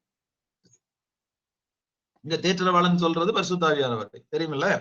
அப்போ ஒன்று நான் அப்படின்னு சொல்லும்போது இயேசு தன்னைக்குள் சொல்ல, நான் பிதாவை வேண்டிக் கொள்வேன். அவர் தன்னை பார்த்தே வேண்டிக் கொண்டாரா? நான் என்னை வேண்டிக் கொள்வேன், நான் என்னை அனுப்புவேன், அப்படியா? இல்ல, நான் பிதாவை வேண்டிக் கொள்வேன், பிதா வேறொரு தேற்றரவாளனை அனுப்புவார். இப்ப இவர்கள் 3 பேரும் 3 நபர் என்பதை இங்க தெளிவா நம்ம இந்த வசனத்துல பார்க்கலாம். நான் பிதாவை நோக்கி கூப்பிடுவேன், பிதா வேறொரு தேற்றரவாளனை அனுப்புவார். அடுத்தது நீங்கள் 1 கொரிந்தியர் 12ஆம் அதிகாரத்துல பாத்தீங்கன்னா 4 இருந்து 6 வரையிலும் ஆவியானவர், கர்த்தர், தேவன், இந்த 3 வார்த்தை பார்க்கலாம். ஆவியானவர், கர்த்தர், தேவன். இங்கே கர்த்தர் அப்படிங்கிற வார்த்தை இயேசுவை குறிக்கும். ஆவியானவர்னா நமக்கு விளக்கம் தேவையில்லை. பரிசுத்த ஆவியானவர் குறித்த வார்த்தை. தேவன் என்பது பிதாவை குறிக்கும். அடுத்தது 2 கொரிந்தியர் 13, 14 அப்போஸ்தல ஆசீர்வாதத்துல, இப்ப நம்ம ஆராதனை முடியும் போது சொல்லுகிறோம் இல்ல, பிதாவாகிய தேவனுடைய அன்பும் குமாரனா இயேசு கிறிஸ்து கிருபையும் பரிசுத்த ஆவியானுடைய ஐக்கியமும். இது வந்து அப்போஸ்தல ஆசீர்வாதத்துல இந்த திரித்துவத்தை நாம பார்க்கிறோம். அதே போல வெளிப்படுத்தின விசேஷத்துல பரிசுத்த ஆவியானவரை நதியாக பார்க்கிறோம், ஆட்டுக்குட்டியானவராக இயேசுவை பார்க்கிறோம், சிங்காசனத்தில் இருக்கிறவராக பிதாவை பார்க்கிறோம். ஆட்டுக்குட்டியானவர் சிங்காசனத்தில் இருக்கிறவர். வெளிப்படுத்தல் 5ஆம் அதிகாரம் 7வது வசனம். இங்கே திரும்ப நம்ம சொல்றேன், இந்த 3 பேரும் 3 தெய்வங்கள் அல்ல, 3ம் ஒன்றா இருக்கிற ஒரே தேவன். 3ம் ஒன்றா இருக்கிற மூவர் எப்படி ஒருவரா இருக்க முடியும்? அவர் தேவன். அதனால அவர் தேவரா இருக்கிறதுனால அவர் ஒன்றா இருக்கிறாங்க. மற்றபடி எந்த மனிதனாலும் அப்படி இருக்க முடியாது. 2 பேர் இருந்தாலும் 2 தாட் வந்துடும், 2 விதமான செயல்பாடுகள் வந்துடும். அங்கே கருத்து வேறுபாடுகளுக்கு இடம் உண்டு. அவர்களுக்குள்ளே தனித்தனி பணிகள் இருந்தாலும் ஒன்றா இருந்து செயல்படுகிறார்கள். பிதாவாகிய தேவனுக்குள்ளும் சகல தன்மைகளும் இருக்கிறது. பிதாவாகிய தேவனுக்குள்ள இருக்கிற சகல தன்மைகளும் இயேசு கிறிஸ்துவுக்குள்ளும் இருக்கிறது. பிதாவுக்கும் குமாரனுக்கும் எள்ளளவும் குறையாதவர் பரிசுத்தாவியானவர். ஆனா இவர்கள் தலைமை தாங்குவது பிதா, 2வது இயேசு கிறிஸ்து, 3வது பரிசுத்தாவியானவர் என்று வரிசைப்படுத்தப்பட்டிருந்தாலும் மூவரும் ஒருவருக்கொருவர் சமமா இருக்கிறார்கள் என்பதை நாம் மறக்கக்கூடாது. ஏன்னா இயேசு கிறிஸ்து குறித்து சொல்லும் போது அவர் பிதாவுக்கு சமமாய் இருப்பதை கொள்ளையாடின பொருளாக எண்ணாம். அப்போன்னா பிதா இஸ் ஈக்குவல் டு இயேசு இஸ் ஈக்குவல் டு பரிசுத்தாவியானவர். இயேசுவை விட பரிசுத்தாவியான குறைஞ்சவர் அப்படிங்கிறதல்ல, பிதாவிட இயேசு குறைந்தவர் உயர்ந்தவர் என்பதல்ல. 3 பேர் நிகரானவர்கள். மூவருக்குள்ளேயும் தனித்தனி செயல்பாடுகள் உண்டு, தனித்தனி தன்மைகள் உண்டு, தனித்தனி பணிகள் உண்டு. ஆனா ஒருவருக்கொருவர் அவர்கள் விட்டு விலகாமல் செயல்படக்கூடிய நபர்களாக இருக்கிறாங்க. இனி நம்ம இயேசு கிறிஸ்துவை குறித்த தனியா கிறிஸ்டாலஜி படிக்கும் போது இயேசு கிறிஸ்துவை குறித்த தன்மைகளை இன்னும் விளக்கமாய் படித்து கற்றுக்கொள்வோம். பரிசுத்தாவியானவர் குறித்து அங்க தனியா கற்றுக்கொள்ளும். ஆனா மூவர் ஒன்றா இருக்கிறார்கள், திரித்துவம் என்கிற ஒன்று உண்டு என்பதை நாம் மறக்க கூடாது. அதுல தெளிவான ஒரு தெளிவு நமக்கு இருக்க வேண்டும். இது நம்முடைய நம்பிக்கை, நம்முடைய விசுவாசம். இதை அசைக்கவே முடியாது, அசைக்கவும் கூடாது. ஓகே, கர்த்தர் உங்களை ஆசீர்வதிப்பார். தொடர்ந்து நம்ம அடுத்த வகுப்புகளை கற்றுக்கொள்வோம். இன்றைக்கு நிறைய விஷயத்தை நாம கற்றுக்கொண்டோம், நிறைய வசனங்களை உங்களுக்கு மேற்கோள் காட்டிக்கொண்டே வந்து எல்லாவற்றையும் நீங்கள் குறிப்பெடுத்திருப்பீர்கள் என்று நம்புகிறேன். அதனுடைய நோட்ஸ் உங்களுக்கு கொடுத்துருவேன். என்னால இப்போது புதிய ஊழியத்துல பொறுப்படுத்திருக்கிறதுனால அங்க இணைய வசதிகள் ரொம்ப குறைவாக இருக்கிறது. அதனால என்னால உட்கார்ந்து டைப்பிங் ஒர்க்கிங் எல்லாம் பண்ண முடியல. அதனாலதான் இன்னைக்கு உங்களுக்கு டிஸ்பிளேல நான் பண்ணல. கர்த்தர் சித்தமான அடுத்த வகுப்புக்குள்ள அந்த காரியங்களை நான் ஒழுங்கு செய்யறேன். முடிந்த அளவுக்கு நோட்ஸ் சீக்கிரமா உங்களுக்கு தருவதற்கு பிரயாசப்படுகிறேன். கர்த்தர் உங்களை ஆசீர்வதிப்பார். தொடர்ந்து இணைந்து கொள்ளுங்க. ஒவ்வொரு வகுப்புகளையும் தவறாமல் பங்கெடுங்க. கர்த்தர் உங்களை ஆசீர்வதிப்பார். ஜெபம் பண்ணுவோமா?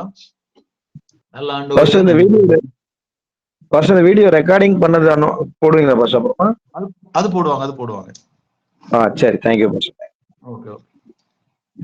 கர்த்தாவே, நன்றியோடு ஸ்தோத்திரம் பண்ணுகிறோம், மகிமைப்படுத்துகிறோம், வாழ்த்துகிறோம். தர்மையான வேளையிலும் நாங்கள் ஆண்டவரே இறையியலின் காரியங்களை கற்றுக்கொள்ள தேவன் உதவி செய்கிறீர். உமக்கு நன்றி சொல்லுகிறோம்ப்பா.